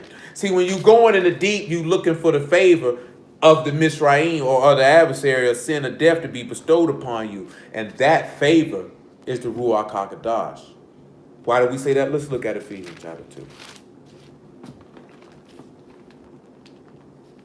Ephesians 2 and 5. Ephesians 2 and 5. I didn't want people to be able to say they believed on Elohim. You know what I'm saying? And if you, like I said, man, y'all got to be to the point where it's like, it's about y'all name than it is about me. See, when you think it's about you and your life, you're not a son. You're not a daughter. Because we done went over this too much recently. He said, I didn't come to do my own will. I came to do the will of him that sent me. That means this man had the thought process that it was never about him. It was always about his father. And that's the mind you got to have if you seek to be a son or daughter of the living Elohim. It is not about you. You say this man told you plain today that we no longer, if we judge, if one died for all, then we're all dead. And if we're all dead, then we live for him who died and resurrected from the dead for us. You live for him now. You don't live for yourself. Stop trying to have your life and your way and Yah's way, because you can't serve two masters. You're going to despise one and love the other. You're going to cleave to one and reject the other. You can't hold both. You can't hold both. Even when we were dead, this is Ephesians 2 and 5. Even when we were dead in sins and have quickened us together with a Mashiach, by grace ye are saved. And have raised us up together. You see that there? Raised because you went into the deep. He brought up your life from corruption. And have made us sit together in Shamahim and Yahushua HaMashiach, that in the ages to come, that he might show the exceeding riches of his grace and his kindness towards us through HaMashiach Yahushua. For by grace are ye saved through faith, and it is not of yourselves, it is the gift of Elohim. That's the gift. See, and that's the sign and wonder. And they seen that sign and wonder, because remember, there would be no sign given to you except for the prophet Jonah, and they didn't believe it. And now we talking about now. We still not believing it.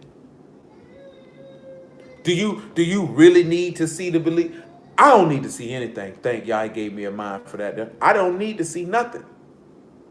I don't need to see nothing. If that's what you said, I done said this before. If he said his son moonwalked on the moon, I'm going to believe it because that's what he said. Because that's what he said. I know he ain't no liar. That's my thought process. I know he ain't no liar. So since I know he ain't no liar, then that's what it is. Do you know what I'm saying? See, a lot of y'all liars, so you ain't going to believe in somebody who ain't a liar because you lie to yourself. You ain't got to lie to other people. You lie to yourself. Don't lie to yourself. Come on around here, man. We got some more fun to do. Let's take it Galatians 3 and 5. I got plenty. I thought I wanted to do something else, but tomorrow, most high willing, I'm alive. But, we probably just stay on rolling what we rolling with. Get in your bed. Don't pee in it, though. Don't pee in the bed. 3 and 1, Galatians. Yeah, mammon is the American dream. You know what I'm saying? But I ain't gonna necessarily say, DC, that money is the American dream. Because most niggas don't even want no money now. About 10, 15 years, about 20 years ago, DC, I tell you, money is the American dream. I think fame is the American dream now because of the internet. Because nigga ain't even got to have no money. As long as a nigga got a lot of followers and likes, nigga feel happy as long as somebody know who they is. That's how poor. Like I shared that story the other day. These people around here getting plastic surgery to look like they Snapchat filters. That's sad. And people might ridicule you, this dumb hoe, this, that, then the third. But it's really more so of how you feel inside that you felt like you had to do that. Do you know what I'm saying? I done told y'all women this before, man. Because, you know, women have to deal with a little bit more than men. Men try to buy toys. When I say toys, cars, jewelry. You know what I'm saying? Accessories to make themselves feel better about themselves, or sleep with a cavalcade of women if they not too happy with themselves. But a lot of women do it with what? Let me show cleavage. Let me have on a little bit of clothing. Let me put on some makeup. Let me put on some jewelry. Let me buy me some weave. And a lot of these things are to cover up insecurities that were bred was somewhere along the line they didn't feel that they were pretty enough, or they didn't feel that they were worthy enough, or they didn't get the attention that they were seeking from some because it's usually attention they were seeking from someone. Could have been their mama, could have been their daddy, could have been whoever. You know what I'm saying? And now they got older and these things have manifested themselves where you really seeing a hurt adult, a hurt child that is an adult, I should say. You know what I'm saying? I don't think we never really look at it in the aspect. Some people evil. Some people ain't had nothing wrong with them. They just sick in the head. You know what I'm saying? And you can't do nothing with that. But for the most part, most people, they hurting on the inside. They carrying stuff with them. Most people don't discuss it. See, we were having a conversation earlier, right? I'm from Duval County. We chose to go a different path in our youth. Being an open individual get you killed. Do you know what I'm saying? Get you exploited, get you killed. You can't do that. Now, maybe if we didn't choose a route in our youth, maybe you felt that you might could be able to do that. Like, if I meet a nigga, I'm not just gonna open up. Nigga, I don't know you. Do you know what I'm saying? When I say I don't know you, because I don't know your intentions.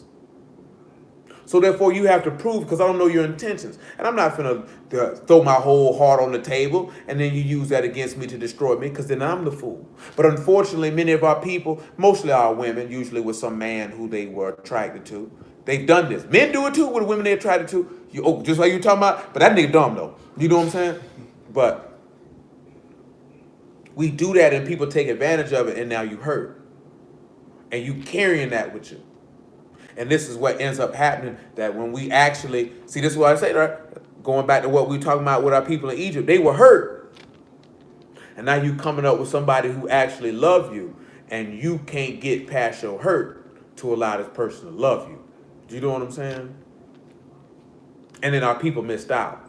When I say our people missed out, those that died in the wilderness, they missed out on the mercy and blessings that Yah had to give them. Do you know what I'm saying? Don't miss out because somebody hurt you. Heal the hurt by the word of Elohim, and let Yah give you what he got for you. Galatians 3:1. O foolish Galatians, who have bewitched you that you should not obey the truth, before whose eyes Yahushua HaMashiach have been evidently set forth, crucified among you. See, he said evidently set forth. Y'all know he been crucified. This only what I learned of you, received you the Ruach by the works of the Torah. Look at it. You know, came out the bag. Why? Oh, I ain't no falling over shit. Well, I'm glad you caught that, because I ain't catch it. That definitely been a humorous tidbit to have on the blooper reel. He said, this only what I learned of you, received you the Ruach by the works of Torah, by hearing the faith. Boy, stop crying like we in here killing you, boy. You just got to go to bed. You finna have these people around here thinking you getting abused. Go lay down and go to sleep. Crying like somebody beat me. I don't know why these children don't like to go to bed. Ain't nothing but a little rest. I don't know what they think they miss. But I know I hear something the other day, boy. I was thinking about this all this morning, man, boy. No, I'm talking about like when you died, like you ever fell asleep and you realize you fell asleep? Yeah, that's how dying is. You just slip off into unconscious and don't even know it there. No, I'm talking about, but that's ain't got to have been. That's what it is, right? He says to stay to sleep. You don't know what's going on around you. Nigga done fell asleep. Nigga done did this here. People walking all around. Look at all the niggas who be doing them little tricks. Be putting all type of stuff in people's nose and this, that, there, and the third. When you're dead, I can do all that to you. You never know. You didn't know what was going on around you. You just knew one day it was light outside. Next thing you know, it was dark. Yeah, it was dark. He said, this is only what I learned of you. Received you the Ruach by the works of Torah, by hearing of faith. Are you so foolish, having begun in the Ruach, and are you now made perfect by the flesh? Have you suffered so many things in vain, if it be yet in vain? He therefore that ministered to you the Ruach and worked miracles among you, do we do it by works of Torah or by the hearing of faith? And there we go. This is why he said, except you see signs and wonders, you will not believe. Now, let me ask y'all a question, everybody. Do miracles come by the law, or do they come by faith? They come by faith, they don't. They come by faith. They don't come by no law. Ain't no law for miracles. Right? Is it a law for miracles? Ain't no law for no miracles. I ain't never seen that. Let's come over here to back to Acts 19, I want to say. Go Acts 19 again. We got a lot to get. Matter of fact, hold on. Don't worry about Acts 19. Let me get to John 9. Might be John 7. Let me do that. I had something in my mind for that when I was looking at this earlier today. Hold on, y'all. I might swing us to Mark first. Let me make sure which direction I want to roll us into. Yes, sir. Let's take a look at Mark chapter 6, verse 45. John chapter 6, verse 45.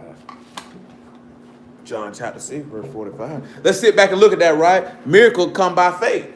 Then we're going to swing back in that law and we're going to look at something. Because remember what we looked at Wednesday, right? Yah gave a word to that the miracle would happen. And then once that miracle happened, it was confirmed by the word which was spoken, which is of faith. You had to believe it.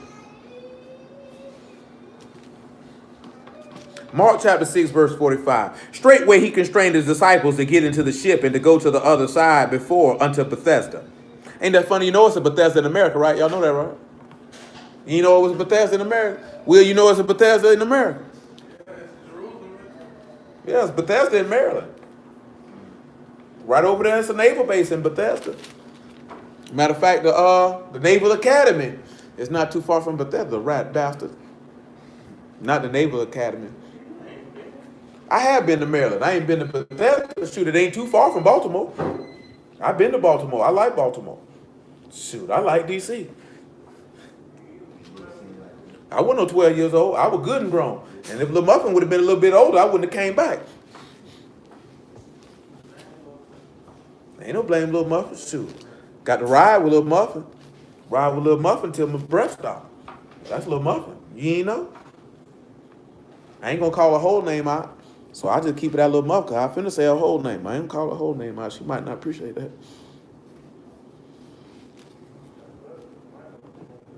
Huh? Shoot, that Lil Muffin. And the Spawns and Muffin. We seen them all today. Spawns and Muffin.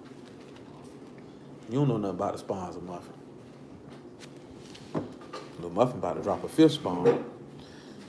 I see your spawn already jumping out. That's gonna be a large child. It's gonna be a large child. That's how you make them, huh? A little hefty. He's a little hefty baby too. Lil Muffin said she's not going to appreciate that. So, yeah, she just said that. She would not appreciate, and I knew she wouldn't appreciate that. That's why I didn't mention her whole name. I'm not even going to say her first name. It's going to be Lil Muffin. That's the end of that. Season 45, right? And straightway he constrained his disciples to get into the ship to go to the other side before unto Bethesda. And while he sent away the people and went and sent them away, he departed into a mountain to pray. And when even was come, the ship was in the midst of the sea, and he alone on the land. And he saw them toiling and rowing, for the wind was contrary unto them. And about the fourth watch of the night, he come unto them walking upon the sea, and he would have passed by. Remember we were talking to bro about that? About how they kept time at nighttime, that fourth watch? Remember telling you? It's a good old watch now. They broke them watches into little increments. You know what them increments is? They broke them watches down there. Drinking that water like you're really, really thirsty. Or that's that Milo. That's what you like. Little brown juice. You know what them increments were? 2 hours. Every 4 hours. It's at 3. When he caught him on the fourth watch, it was almost daytime. Yeah, that time comes. It's almost daytime. But when they saw him walking upon the sea, they supposed it had been a ruach, and they cried out. And they all saw him and were troubled. And immediately he talked with them and saith unto them, Be of good cheer, it is I, be not afraid. He went up unto them into the ship, and the wind ceased, and they were amazed in themselves beyond measure. For they considered not the miracles of the loaves, for their heart was hardened. And when they had passed over, they came into the land of Gennesaret and drew the shore. Now, let me ask y'all a question. Why do you think that they mentioned the miracle of the loaves right here? Because they ain't talking about no loaves in this one, is it? He said they didn't consider the miracles of the loaves. Their heart was hard. Why do you think they mentioned them loaves? Think about what he did with the load. I mean, clearly, brother, that's what it said. Oh, yeah. You got to give me a little more than that. You thought that was going to be sufficient? You rolled the dice, though. I respect I don't it. think he wrote the dice, bro. He ain't rolled the dice? He just went in and stated the obvious, huh? I tried to give benefit of the doubt. He went ahead and slammed in the garbage can. The only thing he set up another miracle. He had already set up another miracle. He just walked on water. They thought they seen the spirit and they were scared. And they didn't believe it. But they didn't, but what it was is he telling them is, if I made fish to feed 4, 5, 6, 7,000 people out of a couple loaves of one fish, you mean to tell me you couldn't believe I could walk on some water? But look at what he said. Their heart was hardened. So what their heart was hardened from? Not from obeying the law, but from believing. What does that take us back to? Let's take ourselves, before we come back, let's take ourselves back over here to Pharaoh. Well, that's their cap, ain't it? I'm going to the bathroom. What that nigga say? Mr. Clark, he beating up Kid Ray. That's how she be sounding. Am I lying? No. Yeah, I can mess with her. That's how she be sounding. That's how that baby be sounding. I gotta go to the bathroom. She gonna sit one day. She gonna look. She say, "Mom, they beating up Kid Mari." Ain't nobody in there with him. Shoot, she say Mari be around here beating up the little kids at school. He definitely slapped Muffin up a little earlier today.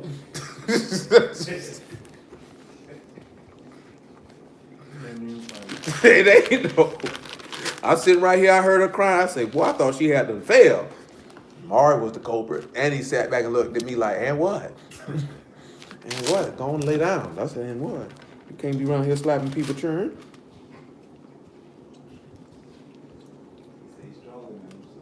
Exodus 11. I don't know what he think, but he ain't got no problem slapping the people churn. One of these days, one of these churn gonna slap back. He ain't gonna like that. He got the side to hold his own though. Exodus 11:1. But one of them little girls gonna slap the fire from him. He gonna be shocked too. I hope I see it just for the laugh. You know what I'm talking? I want to see the look on the face because I don't think he gonna think nobody gonna hit him back. One of these little jerks gonna hit him back, and he gonna be shocked. You know, he might hit him back after the shock wear off, but he gonna be shocked. And Yahuwah said unto Moses, I will bring one plague more upon Pharaoh and upon Mizraim. Afterwards he will let you go hence. And when he shall let you go, he shall surely thrust you out hence altogether. Speak now in the ears of the people, and let every man borrow of his neighbor, every woman of her neighbor, jewels of silver, jewels of gold. Yahuwah gave the people favor in the sight of Mizraim over the man of Moses. It was very great in the land of Mizraim, in the sight of Pharaoh's servants, in the sight of the people. Moses said, Thus saith you, about midnight I will go out in the midst of Mizraim, and all the firstborn of Mizraim shall die, from the firstborn of Pharaoh that sit upon his throne, even unto the firstborn of the maid servant that is behind the mill, and all the firstborn of the beasts. And there shall be a great cry throughout all the land of Mizraim, such as there was none like it, nor shall like any more. But against any of the children of Yasharal shall not a dog move his tongue against man or beast, that you may know that Yahuwah doth put a difference between the Egyptians and Yasharal. Drop down to verse 9. Yahuwah said unto Moses, Pharaoh shall not hearken unto you, that my wonders may be multiplied in the land of Mizraim. Moses and Aaron did all the wonders before Pharaoh, and Yahuwah hardened Pharaoh's heart, so he would not let the children of Yasharal go out of his hand. So when your heart gets hard, when you see that, I mean he's causing you not to believe. See what they said they hearts were hardened is because he wouldn't allow them to believe that he was Yah. When you see this man walking across that water, they didn't want to believe this Yah walking across that water. You know what I'm saying? They didn't want to believe that. They didn't want to believe that. See, Pharaoh didn't. What did Pharaoh say when he said Yah? The Hebrews said, "Let us go." What did Pharaoh say? I don't know no Yah. Ain't that what he said? Who is Yah? So that's somebody who don't believe. See, when you see them signs and wonders are supposed to produce what? Faith. You know what I'm saying? You're supposed to believe after you see this. But what did he tell the people? He said, you don't come because of the miracles. You came because of the load, because you were filled. So you don't really believe what I'm saying. Ain't that what he told to do? He said, that's what you came around here for. You came around here for a plate, just like a nigga. John chapter 7, verse 31. Came for what you could get. Not benefit for your soul. Because again, the difference of what I'm glad you just said that. Because now I'm going to look at John 6. Come to John 6. John 6 is just right here what you just stated. What we just read in Galatians. Now, ain't more what you can get out of. It's what you're being made perfect from. Listen what it tells you. Then we'll go to John 7. John 6. Because I can use that my example. And then I'm going to work 2 signs and wonders in the wilderness that they didn't believe out from that. John 6 and 22. The day following, when the people which stood on the other side of the sea saw that there was none other boat there, save one whereinto his disciples were entered, and that Yahushua went not with his disciples into the boat, but his disciples were gone away alone. Howbeit there was come other boats from Tiberias, nigh unto the place where they did eat bread, after the master had given thanks. And when the people therefore saw that Yahushua was not there, neither his disciples, they also took shipping and came to Capernaum, seeking Yahushua. And when they found him on the other side of the sea, they said unto him, Rabbi, when come thou hither? Yahushua answered them and said, Truly, truly, I say unto you, you seek me not because you saw the miracles. So they didn't seek him because they saw the strength of the power of the sacrifice of the covenant. They didn't sit back because they saw the strength of the power of the covenant of Yahushua. They didn't. That wasn't what they were seeking. He said, you because you did eat of the loaves and you were filled. Labor not for the meat which perish, but for the meat which endure unto everlasting life, which the Son of Man shall give unto you. For him Elohim Abba sealed. So what is he telling you? See, you became perfect through the flesh by the works of the law, or became perfect by the manifestation of the Ruach. Because that's what they were looking. That's the difference of what you're seeing right here. You came for the meat, for the loaves. So you came for the bread, but not the living bread. You didn't come for the working of faith. You came for the law. That's what you came for. That's what you came for. He said, don't labor for that. He said, you need to labor for the everlasting life. What you working for? Oh, that ain't what I want. That ain't what I want. That ain't what I want. Come on, I got to find that story real quick. Live. John chapter 6, back it up a little bit. We'll just use that one while we're here. John 6 and 1. Because this was in my head earlier today. It's a lot of stuff we could hit with these wonders because there's a lot of wonders he worked. More than likely, y'all willing on tomorrow, we'll deal with the little fake wonders so you don't fall. Look at you. You been shaving, boy? You ain't trying to grow no beard. What's that? What's going on? What's that? You see the 5 o'clock. You see it? That nigga said. Fourth watch. That nigga said 4th watch shadow. He got a 4th watch shadow. See it? That nigga got Proof what? in the pudding. Boy, he got a half of watch shadow. Proof in the pudding. Shadow nonetheless. Little itchy. I know I just looked up one day and the chain gang nigga had a whole beard. Nigga bucking that shave, boy. Shoot, nigga walk around that shaving path. I ain't going to the barber. He said, after these things, Yahushua went over the Sea of Galilee, which is the Sea of Tiberias. A great multitude followed him because they saw his miracles, which he did on them that were diseased. Yahushua went up into the mountain, and there sat with his disciples, and the Passover feast of the Yahudim was nigh. When Yahushua then lifted up his eyes and saw a great company come unto him, he saith unto Philip, Whence shall we buy bread that these may eat?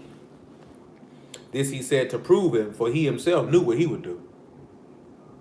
See, Yahushua asked this man this, let me see what he gonna say. See, I be telling y'all this here in the word and show you this here, boy. Y'all try you now. Let me see what this thing gonna say. Let me see what he gonna say. Because he said, I know what I'm gonna do. Philip answered him, 200 penny worth of bread is not sufficient for them, that one of them may take a little. One of his disciples, Andrew, Simon Peter's brother, saith unto him, There's a lad here which hath 5 barley loaves and 2 small fishes, but what are they among so many? Yahushua said, Make the men sit down. Now there was much grass in the place, so the men sat down, in number about 5,000. Yahushua took the loaves, and when he had given thanks, he distributed to the disciples, and the disciples to them that were sat down, and likewise of the fishes, as much as they would. And when they were filled, he said unto his disciples, Gather up the fragments that remain, that nothing be lost. Therefore they gathered together and filled the 12 baskets with the fragments of the 5 barley loaves, which remained over, and above unto them that had eaten. Then those men, when they had seen the miracle that Yahushua did, said, This is a truth, the prophet that should come into the world. You see what a miracle's supposed to do? When they seen the miracle, they believed that he was the prophet in Deuteronomy 18. But now I'm going to ask y'all this question. What is this story representative of? Of a sign and a wonder and a miracle? What are they representative of? Who knows?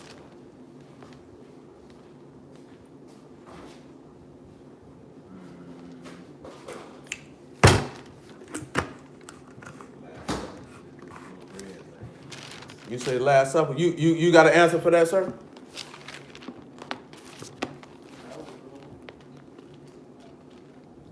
It's easy though. Ain't even by the people. Loaves and the fish, man. Yeah, that's what the miracle was. The miracle was through the loaves and the fish. It's an easy one. Real easy. That's symbolic of? Malachi, you say? You said what that's symbolic of? Yeah, man, it's real easy.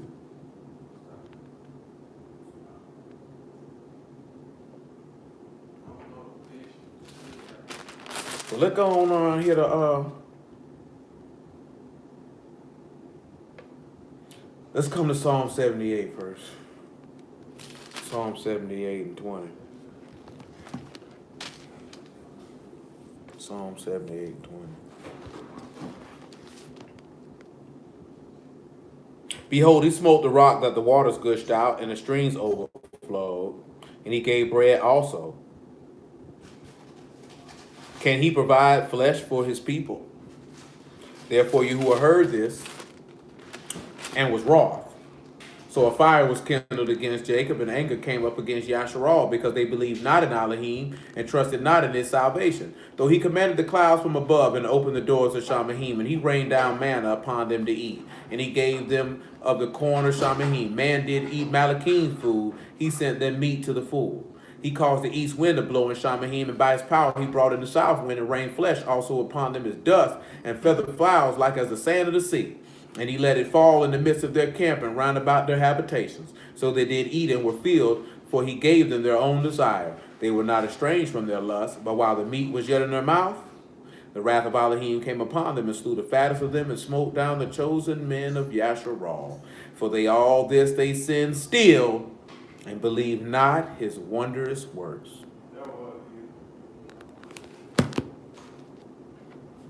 So when we look at him using the fish and the bread, it points you to the wonder of the manna and the quails. Because he rained down manna on the people to feed. And look, come over here to Exodus 16. And let's see after that sign and wonder if they believed. Let's just sit back and see what they did.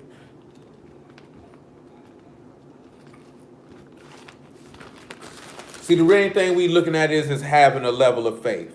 Whether miracles, signs and wonders can produce faith. Because we just seen that, right? In John 6. But then we're also in that same John 6, we see that it didn't produce faith, because then he was coming around there looking for food. Then we also seen the disciples sat back and their heart was hardened, because they didn't consider the miracles, the miracle of the loaves and the fish, when they seen him walking on water. So you have to be careful. You don't want your heart to get hard. Now I'm trying to tell you. I'm going to tell you, man, it's about 3 ways your heart can get hard. Fooling with sinners, fooling with sin, and allowing doubt to creep in. Let me say that one more time. Letting doubt get in, because that can harden your heart till you not believing Yah. Committing sin, Because your heart can be hardened through the deceitfulness of sin, like I said in Hebrews chapter 3, and fooling with sinners. Because sinners will deceive, because sin is deceitful. It's deceitful. And when it slays you, you don't think you done died. I'm just trying to tell you, man. You can do what you want to do. You can definitely do what you want to do. But it's your soul. At the end of the day, it's your soul. I know most of y'all ain't serious about your soul because you only pop this book open when you feel like you have to, not because you want to, not because it's your desire, not because it's your hunger, not because that's just your passion. You just want to consume this man's word so you can be eternalized. You want some church stuff. I'm only going to pick it up on the Sabbath for when he preaches. You're not hungry for it. You don't really believe it. If you can tell me more about television shows, movies, songs, and things in the world than you do about your God, you ought to be ashamed, and I will not apologize if you are. Straight up, you ought to be ashamed of yourself to say that you are a servant or a son of a daughter of the living Elohim, and you know more about the world than you do about your God. You ought to be ashamed. Because that means you are investing too much quality time. The time you wasting on TV shows, movies, and media outlets, you could have been spending with your God. What's more important to you? You're going to perish with them people you watching all the time. You're going to perish with them. How you know more about stuff in the... How we say we not of the world, we in the world, but we not of the world, but you know more about the world than the world to come. But you say this what you want. Amen. Shoot. Do what you will. Do what you will. Exodus 16:23. I'm just telling you. Would you agree, sir? Is that not shameful? That's shameful. You ought to be ashamed. If you can tell me more what's going on Instagram than you can tell me about your God, you ought to be ashamed.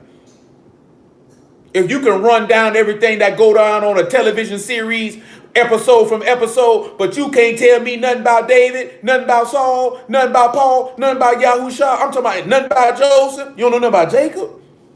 But you can tell me about a nigga on a TV show who playing pretend?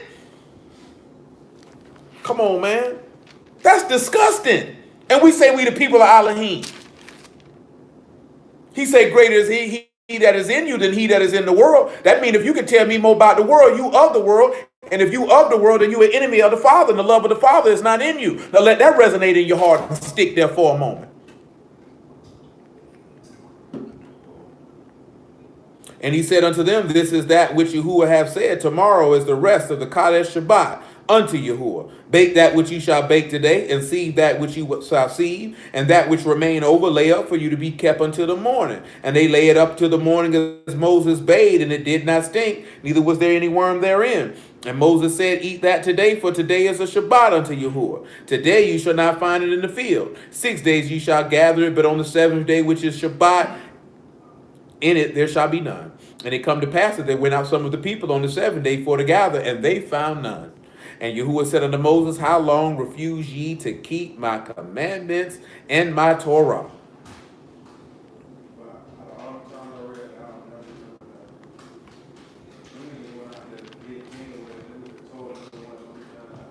Told him it wasn't going to be none out there. They seen it didn't stink and went out there anyway.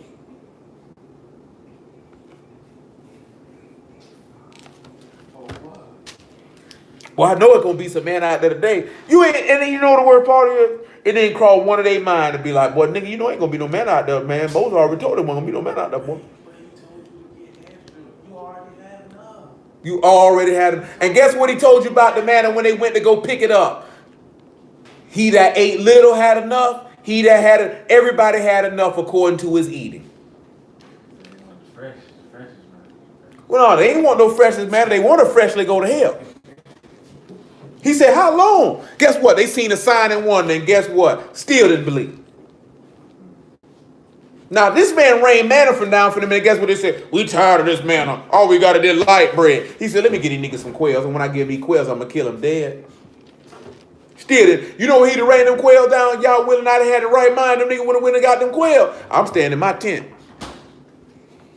That's what I say. If y'all give you the right mind, that's what I'm gonna do. I'm gonna stay in my tent. Cause boy, I know he finna kill them niggas. Boy, this too sweet. Y'all did all that crime for them quail. Boy, he done ran all them quail. He said he gonna ran them quail down so you eat them till they come out your nostrils. Boy, I ain't going out there. That's if you had some sense. I can't say if I'd have had some sense. That's why I said y'all wouldn't have gave me some sense. Once I staying in my tent, boy, can't nothing good come from this here. Boy, you know if your people told you I'm gonna give you enough food to where it come out your nostrils, boy, you get a whooping after that. You know what I'm talking about? I already know I'm finna get whooped. I already know Robin finna beat me. Boy, I ain't going out there, boy. I ain't going out there, boy. This ain't gonna end up good, boy. I'm done dead. You smell them niggas cooking that bird over that fire. You been eating soft bread for you. I'm gonna keep on eating that salt bread because I know my mama gonna leave a salt behind. I'm gonna stay right here with this salt bread. That's what I said if I had a right mind. 9 times out of 10, I ain't gonna have no right mind. So guess what would have happened? I done went right out there with her. Bird it is. I'll take a pie, please. Little wings. I don't even like wings. I like drumettes. I don't like flats. This in years. This awesome. Now you got to think about that type of stuff, man. Why do we need to see manna to believe? And when we talk about the man in the quill, why did he have to do that for us to believe that he would sustain us? You know what I'm saying? He showed us that sign and wanted to show us that he would sustain us. He told you that he suffered thee to hunger to prove you, to show you that man don't live off bread alone, but every word that proceed out the mouth of Elohim doth man live. But he gave you that sign and wonder, and you still didn't believe. You cried for water. He gave you water out the rock. You still didn't believe. And guess what? Yahushua rained down that bread and that fish, and they still didn't believe. Huh? They see that they wanted water come out the rock. He hit him in the side. The water came out. They still didn't believe he was the son of Elohim. Firstborn was slave. He wasn't slayed at midnight, but he definitely had him up out on that tree, and he gave a cry out at the 9th hour. And they still didn't believe, just like Pharaoh them didn't believe. We can't fall in that trap, man. You can't fall in that trap. Let me tell you something, right? If you got a man of faith, better hold on to him. You know what I'm saying? Because that person there got great riches. You know what I'm saying? Man of faith, you can go a long way if you got that on your team. I'm talking about as far as if you got a woman of faith, you definitely better hold on to that one. That would have said there about, what are you talking about? About Lois, Timothy mama and their grandmama. That's why I sit back and tell you all that. We had a man of faith and we rejected him for a murderer. We rejected him for a murder. So I don't want that. I don't want that good man. Get that murderer over there. That nigga that kill people. He's dangerous. His life is exciting. Ain't that what they say about women? They like excitement. Gonna excite your way to hell following behind this stupid nigga. And guess what? Following behind Barabbas. Follow behind that exciting outlaw rebel, that man blood on their hands and on their children's children. That's exciting. But shoot, better get you that righteous man, lead them fools alone. But guess what? That's Yasharal for your black behind. Come on around here, man. Let's look at Mark 9. Let me see what we got over here in Mark 9. Niggas like unbelievers. He said, you a believer, but you like an unbeliever. How that work? That makes sense to any of y'all? Somebody lying. Somebody lying. Nah, we don't want to use Mark 9:39. I got another word over here. I ain't used it.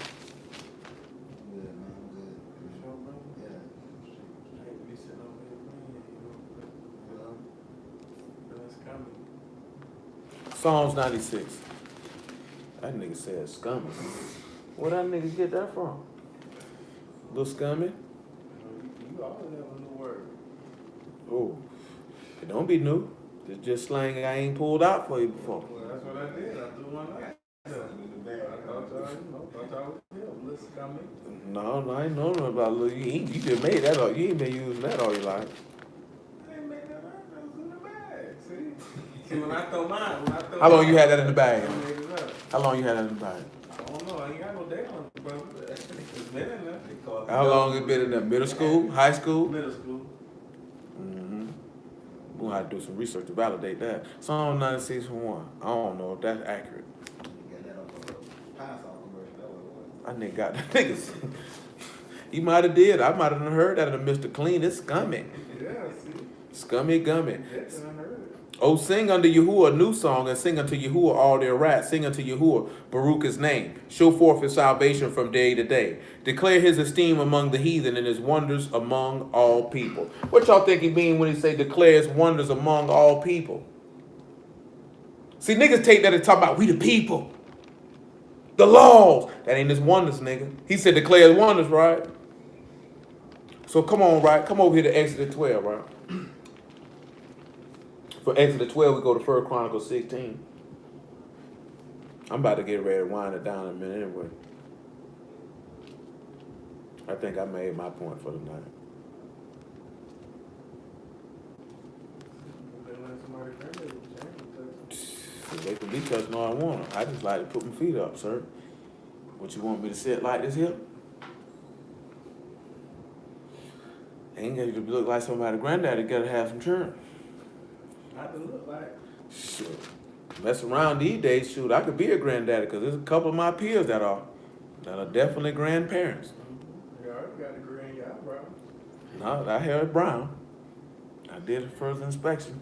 I been did that, but they definitely brown. That's make you sleep better, bro. They ain't got to make me sleep better because y'all knows I sleep well regardless. But I ain't like these niggas around here tossing to and fro. Wicked bastard. Got no rest. Can't sleep looking boy. Exodus 12 and 23. Shoot, I believe the word say there ain't no rest for the wicked. Nigga can't go to sleep. Wicked bastard, you. I know every now and then you stay up because you got a lot on your mind. You know what I'm talking about? Some of these niggas talking about, I can't sleep every day of the week. Shoot, ain't no rest for the wicked. Shit. I give you once a week, maybe 2-3 times a month. You gotta watch a nigga say he can't sleep at night. And nigga, you ain't in the streets. I can see somebody in the streets, like really, really in the streets. You know what I'm saying? Done some things, seen some things. Why he might have a hard time sleeping. Nigga, you clock in and clock out every day. Nigga, what you can't go to sleep on, nigga? You ought to be dead tired. You ought to be dead tired. Talking about I can't sleep at night. That nigga evil. Ain't no ifs and buts about that. But nigga, you work at Walmart, nigga. You know what I'm saying? Nigga work at the auto parts store. You know what I'm saying? Work at the warehouse. Selling real estate. You know what I'm talking about? Shoot. Nigga, talking about he can't sleep. Shoot. But if you don't work 12 hours, better get your funky behind in the bed, nigga. I know there's something wrong with you. My mind wrong rest. Rest from what? Shoot, you ain't got no thoughts. Straight up. Wicked man ain't got no thoughts. Wicked thoughts ain't no thoughts. Yahuwah will pass through the smite of Mizraim, and when he seeth the blood upon the lintel on the 2 side posts, Yahuwah will pass over the door and will not suffer the destroyer to come in unto your houses to smite you. And you shall observe this for an ordinance to thee and to thy sons forever.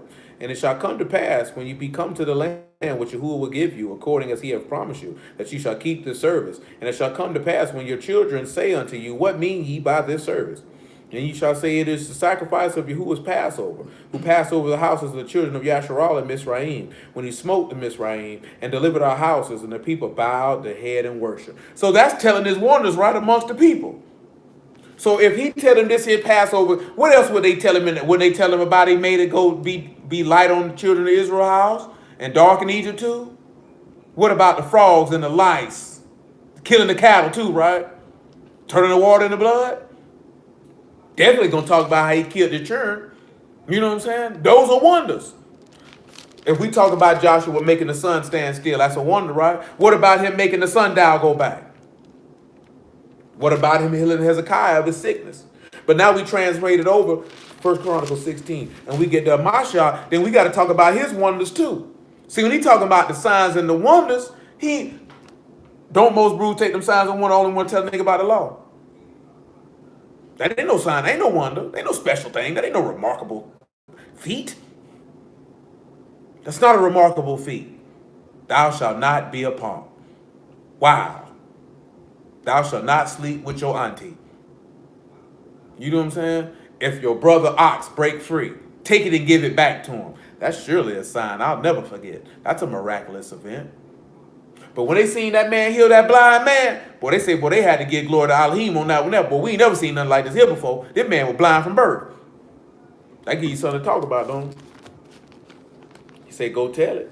Why you think when I tell you you supposed to preach, if you preach the gospel, guess what you preaching? You preach Yahushua, guess what you talking about his signs and wonders, ain't it? That's what I thought. I wasn't sure though. But I'm gonna tell you an Israelite, because that's what it's about. I told you my home hit my other day talking about we finna do a documentary. Ad nauseum, nigga. How many more documentaries we need talking about we the chosen people? It's gotta be a million. Cause it seems like every nigga in the day wanna make one. Yeah, the Hebrew Negro documentary. I wouldn't care if it was a Smingo Linglo documentary. I don't need to see it. It's a lot of people gonna be know they bruised and be like, well, why am I in the wrong line? Why am I on the left-hand side? We the chosen people. I kept the Sabbath. That's not going to church. But you didn't believe my words. Psalm 1 Chronicles 16 and 7. I ain't trying to be funny. I ain't mad at nobody who make a documentary. I'm just at the point where how many more do we need? You know what I'm saying? That's not the gospel. That's my point. That's not the gospel. That's not the word of salvation. That's not the grace of Elohim. You know, most of them, and I will say this here for full disclosure, most brothers who make them documentaries don't sell them, they give them away for free. You know what I'm saying? So I don't want nobody thinking me saying that because these boys getting paid, because I know I say 99.9% of them, they give them away for free. And that's his prerogative. I ain't saying nobody wrong if they do sell them. I didn't know for the most part, most of them brothers don't. Most of them get away for free. You know what I'm saying? But shoot, I ain't mad at he done took his time to make it, shoot it, edit it. Shoot, I ain't mad at it. Say, then on that day, David delivered first this psalm to thank Yahuwah into the hand of Asaph and his brethren. Give thanks unto Yahuwah, call upon his name, make known his deeds among the people, sing unto him, sing songs unto him, talk ye of all his wondrous works. That word for wonders, let's come over to Exodus 15 and 11. I need to do that by 15 and 7 probably. I'm finna get ready to let this come on to a close for the night. But we got two words that are spelled differently, but the exact same character, at least spelled differently in English, but it's the same word. Exodus 15 and 7. Make it verse 6. Thy right hand, O Yahuwah, has become esteemed in power. Thy right hand, Yahuwah, O Yahuwah, have dashed in pieces the enemy. And the greatness of thy excellency, thou hast overthrown them that rose up against thee. Thou sent forth thy wrath, which consumed them as stubble. And with the blast of thy nostrils, the waters were gathered together, the flood stood upright as a heap, and the depths were congealed in the heart of the sea. The enemy said, I will pursue, I will overtake, I will divide the spoil. My lust shall be satisfied upon them. I will draw my sword, and my hand shall destroy them. Thou didst blow with thy wind, the sea covered them. They sank as lead in the mighty waters. Who is like unto thee, O Yahuwah, among the gods? Who is like thee, esteemed in Kadeshness, fearful in praises, doing wonders? That word, now, again, right, I think a lot of people don't like to talk about the wonders because you don't want to be seen as loon. Because, you know, people don't believe he split that Red Sea, so they think you believe in a fairy tale. They think you're crazy. You know what I'm saying? But when he's talking about wonders, it's pele or pala as it's used in another verse that we're going to look at. You know what I'm saying? Same word, same meaning. It literally means to show oneself wonderful or marvelous. That's what it literally means. So I know I mentioned that Psalm 96 and 3, and that was the same thing for wonder there. That was the same thing in Psalm 106. I think we read verse 22. Let me double check that. Let's go over to Psalms 106, right? Psalm 106 and verse 16. Look at him. He's making a little cookie so he can feel warm inside.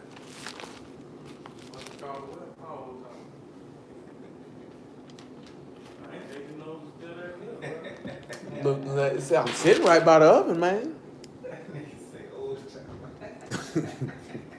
And they say I like warm cooking that make me feel warm inside. Bet you have a few with some milk. I certainly shall. Because I like any excuse to drink milk. I like milk. Some people be like, you drink milk? You a human being, you don't know. I could care less, nigga, I'ma drink it. Suck it right out Betsy udder if I want a nigga. Straight up. Huh? I ain't sure how I look at it. We been on that. Yeah, I been saying We it. were talking about seasoning the kid in the milk. They saying goat. They say go drink goat milk. No, you know some people just don't believe in drinking cow milk, period, and that's their prerogative. I like milk though. Animal milk. Period. Yeah, we did. I did. Cow, what is They it? say the cows are too big. Yeah, but they mainly talking about how the cow milk is processed now. It's not the same as like. It's good. Hey, look here, man. Niggas say they got 5 stomachs or something like that. They might do, but y'all knows this here, and we talked about this recently. When my work finished, I'm out of here, and the cow milk ain't gonna get me out of here no faster, and a good old hamburger ain't gonna get me out of here no faster. When that man said it's time to go, it's time to go. And I'm gonna holler at you, and I'm gonna go lay down and go to sleep. Well, I was thinking about that the other day. I rode past one of them cemeteries. I'm like, what's a whole bunch of people out there sleeping? You know what I'm talking about? Which one? Memorial Park. Oh. That's all I can Crazy, think. 'cause I rode by the one today and I was thinking the same. That's all the thing I They think about. redoing the one on Sutil. Shoot, they need to. Not Sutil, but What, Restlawn? That's where my grandma at. I think about that. Look like a graveyard. That don't even look no Sutil. That look like Yeah, it's a graveyard, nigga yard. They don't do nothing to it. I think, like a tree, but that's not nowhere I'm trying to be. boy, I think about that every time I ride past. I'm like, shoot, boy, my daddy and my auntie out there sleeping. Your dad out there right now? No, my daddy and my auntie in Edgewood. Yeah, see, Edgewood is a little up in there. Steve Yeah, you ain't got nobody careful. You go to restaurant. They put you up under the trees. Restlawn wasn't like that in '86 though. Nah, you can tell. You can tell. That was It was '87. It was Psalms 78 and 16, because that's when we put in Psalms 106 and 16, 87. Boy, that long up 31 years, boy. Golly. Boy, she been gone a long time, boy. It's a dude I know, he got his profile picture is him doing like this here over his daddy casket. While his dad like open casket too. I said, boy, that nigga that bugged out. You know what I'm saying? So they envied Moses also in the camp, and Aaron the Kaseh of Yahuwah. The earth opened and swallowed up Dathan and covered the company of Abiram. See, that's a sign and a wonder too. Same thing it did to Achan, causing the earth to swallow. They ain't no sign and no wonder. And the fire was kindled in their company, and the flame burned up the wicked. Ooh, see, ain't that something? We really overlook that part in Numbers. We talk about that flame. And how the flame burned up the wicked, and what did they fall into? Into a pit. What did the Mashiach say? You'll be in the pit. Would there be what? Wailing and gnashing. The law showing you that lake of fire is real. You know what I'm saying? It's there. He said they made a calf in Horeb and worshiped the molten image. Thus they changed their esteem into the similitude of an ox that eat grass. They forgot Elohim, their Savior, which had done great things in Mizraim, wondrous works in the land of Ham, and terrible things by the Red Sea. So why did I read that? Because why did they make that golden calf in Exodus? What made them make it? They say Moses was taking too long. And what did Yahushua say in Luke, right? If the servants say, my master delay is coming, and begin to beat the maid servants and the man servants and be drunken and all this type of stuff. Where did that come from? You forgot his wonders. You forgot he fed the people with fish and bread for 5,000. Remember, because he got on his apostles about it. They say, bro, I did this like 3 times. Do you know what I'm saying? You forgot that he rose people from the dead. You forgot that he opened the eyes of the blind. You forgot that he walked on water. You forgot that he calmed the sea. You forgot all these ones, but most importantly, you forgot he resurrected from the dead. So you thought you had time to play. I remember one time a dude said, show me Yahushua coming back in the law. We showed him that. He was dead quiet. See, that was back when niggas used to come up on me with that. See, they don't ask me this stuff no more. I ain't mad either. I definitely appreciate it. Because most of them don't even believe it no more. You know what I'm saying? Some of them would just get on the line just to be like, oh man, this is amazing. But really, and I'm not, this ain't got nothing to do with me, but really, the niggas was only listening because they was looking to have something new to tell a nigga. You know what I'm saying? They wasn't listening because they wanted to hear it so they might believe and their soul be saved. And that's how y'all catch people. You know what I'm saying? When you talking about 2014, 2015, a lot of dudes was trying to jump down and hear what we were talking about because it was something new. But I was probably about one of few that was saying it. You know what I'm saying? So it wasn't stimulating their scholarly, intellectual ambitions.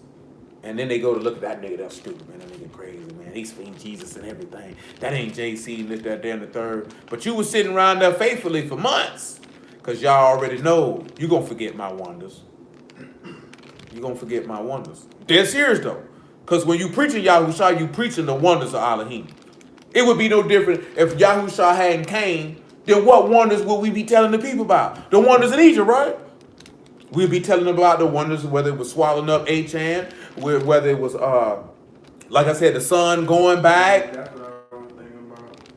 When you don't like talk about wonders because Make it look stupid. but at the same time, what about when you talking about the negative wonders? Mm-hmm. Like nigga getting swallowed in the pit, or like you was talking about Wednesday, like nigga getting bit with snakes. Yeah. You know what I'm saying? And you know the wonders that ain't necessarily Good. still the same. Still wonders. Air and stuff. He said, speaking yeah. No, see, that's different. That ain't no wonder there. That ain't no wonder. That ain't no wonder there. Because that wasn't him showing himself marvelous. That was him executing wrath. You know what I'm saying? A bear coming and tearing somebody up, he let you know. Matter of fact, Alicia called for them bears. I get what you're saying. Because they were picking on. You know what I'm saying? But that's a marvelous thing. Y'all sunk them snakes out of nowhere. Jonah. You know what I'm saying? Jonah is a sign and a wonder. You know what I'm saying? Because these are abnormal things that show the power of Yahuwah. You know what I'm saying? And we supposed to be mentioning those things. We don't mention those things because we worried about how people gonna look at you. They gonna look at you stupid. Niggas look at us stupid now because you talking about a man resurrected from the dead and went back to heaven. Niggas think you crazy. Didn't Paul say something? Say the resurrection ain't happened. That's what he wrote about. Overthrown. He said, with the resurrection of the dead, what body they come in? What he said, thou fool. That was his response. Thou fool. Let's read it since I said it. Since I'm playing. I ain't playing.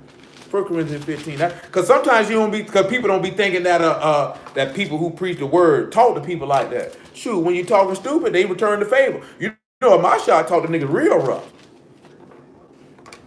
He ain't talk to his people rough. He talked to old wicked nigga rough though. Yeah, for real. Yeah, he kept it real. He kept it a buck. He ain't play with him. Nigga don't like a nigga to keep it real.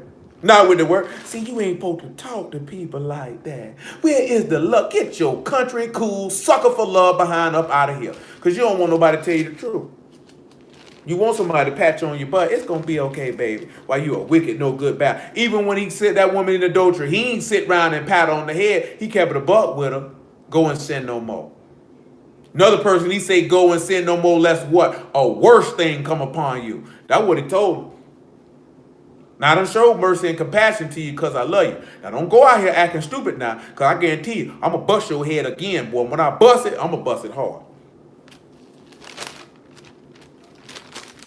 See, don't people like to overlook that part when he said that, lest a worse thing come upon you. Don't cut that. Why I tell you, man, don't come out here fooling around with that word, man. Just go ahead and rock with it. If you ain't going to fool with it, then just don't fool with it.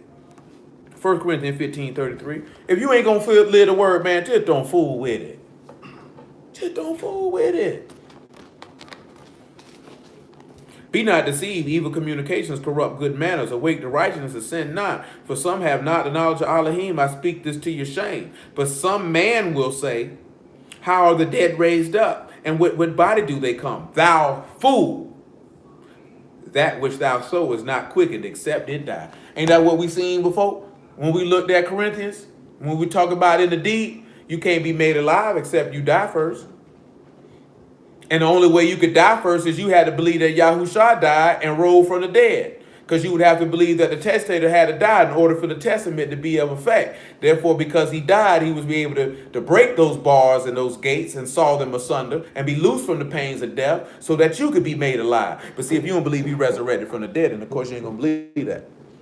How many times we talk almost every week, some way, somehow, this man resurrection come up, don't it? Because that's the wonder. See, we make mention of this man wonders every week. Why wouldn't we? When he resurrected from the dead, there's two things happen. Sin was defeated and your sins were forgiven. So it's important that it's mentioned.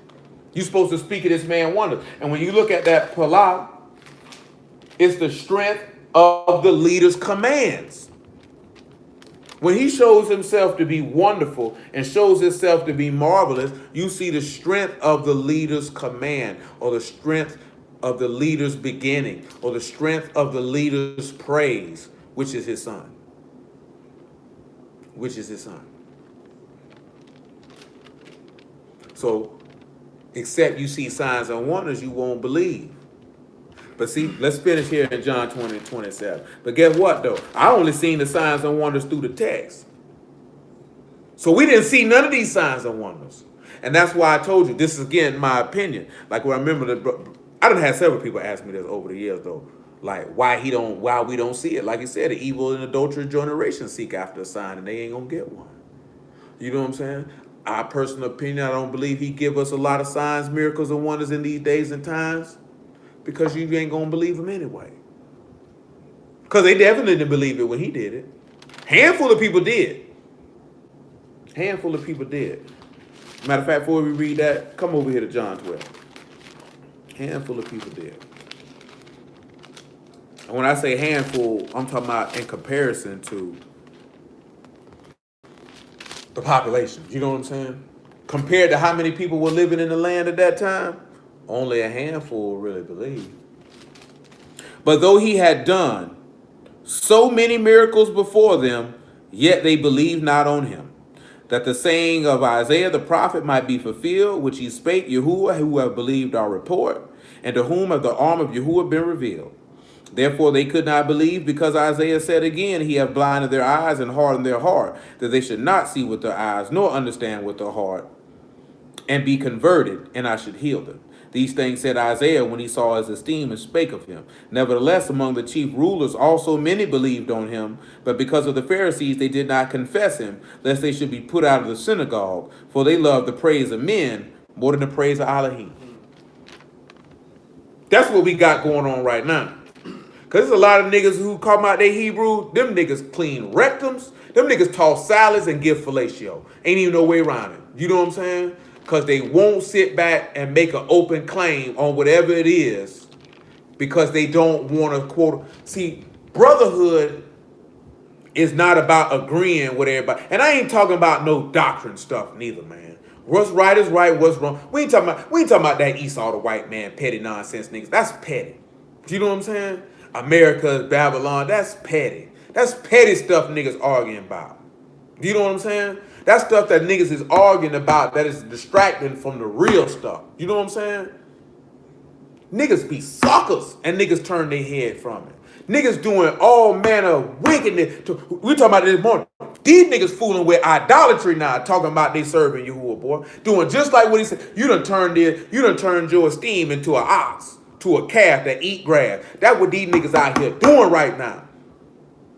These niggas is into idolatry, talking about this Yah. Talking about this is Hamashiach. This is what niggas own. Niggas turning their head. Boy, you supposed to stand up for that. Boy, I'm not riding with that. Because I'd rather get the praise of Elohim than the praise of you sucker niggas.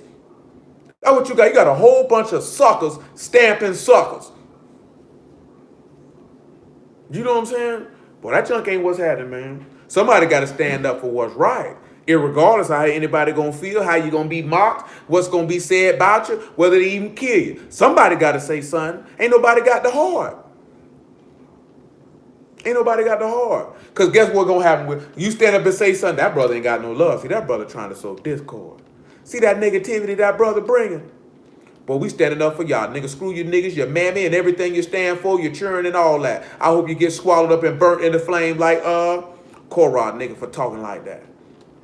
Phineas came through with the javelin on these niggas, trying to bring that idolatry in the camp. Now, I ain't telling nobody to go stab nobody, but the point of what I'm talking about is he wasn't on that. Why wasn't he on that? The same way the Levites wasn't on that when they made that calf, because it was about Yah. It wasn't about them. That's my point. It's about Yah. It ain't about me. It's not even about you, the individual, and whatever you got going on. See, we know people take stuff personally. It ain't even about you. It's about Yah. See, I will not allow you.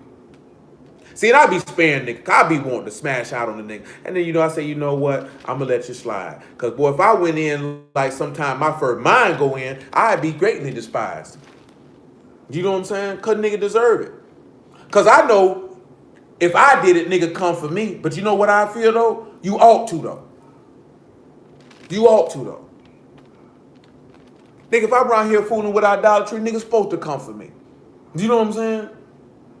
I ain't gonna say you wrong or like this here was shoot. But I see the difference between me and anybody else. If I was to get out of pocket, you ain't never gonna see me no more. You know what I'm saying? Because I'm not finna come back around here flogging like it's sweet. I'm finna just go ahead and live my best life. Because I'm not finna go back and forth with you niggas about what I done did and what I'm on. What the point?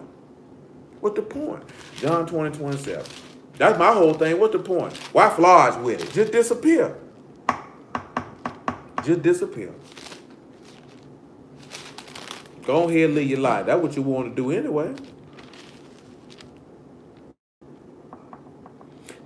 Then saith he to Thomas, reach hither thy finger, and behold my hands, and reach hither thy hand, and thrust it in my side, and be not faithless, but believing. Thomas answered and said unto him, my master and my Elohim. Yahushua saith unto him, Thomas, because thou hast seen me, thou hast believed. Baruch are they that have not seen, and yet have believed. Guess what, y'all? Did y'all see him split that Red Sea? No. You seen them frogs and them locusts? No. You seen him kill Pharaoh firstborn? No. Yet we believe that with no problem. But nobody don't want to believe that. Yeah. Guess what? We believe that Elisha raised a child from the dead. We believe Elijah did it. We believe Elisha healed a leper. That he healed a pot that had death in it. But we can't believe that Yahushua healed the blind. We can't believe that he rolled people from the dead. We can't believe that he rose from the dead. We believe that Yah rained manna down, but yet we don't believe that Yahushua fed. I done heard people try to say it was metaphysics how Yahushua did that.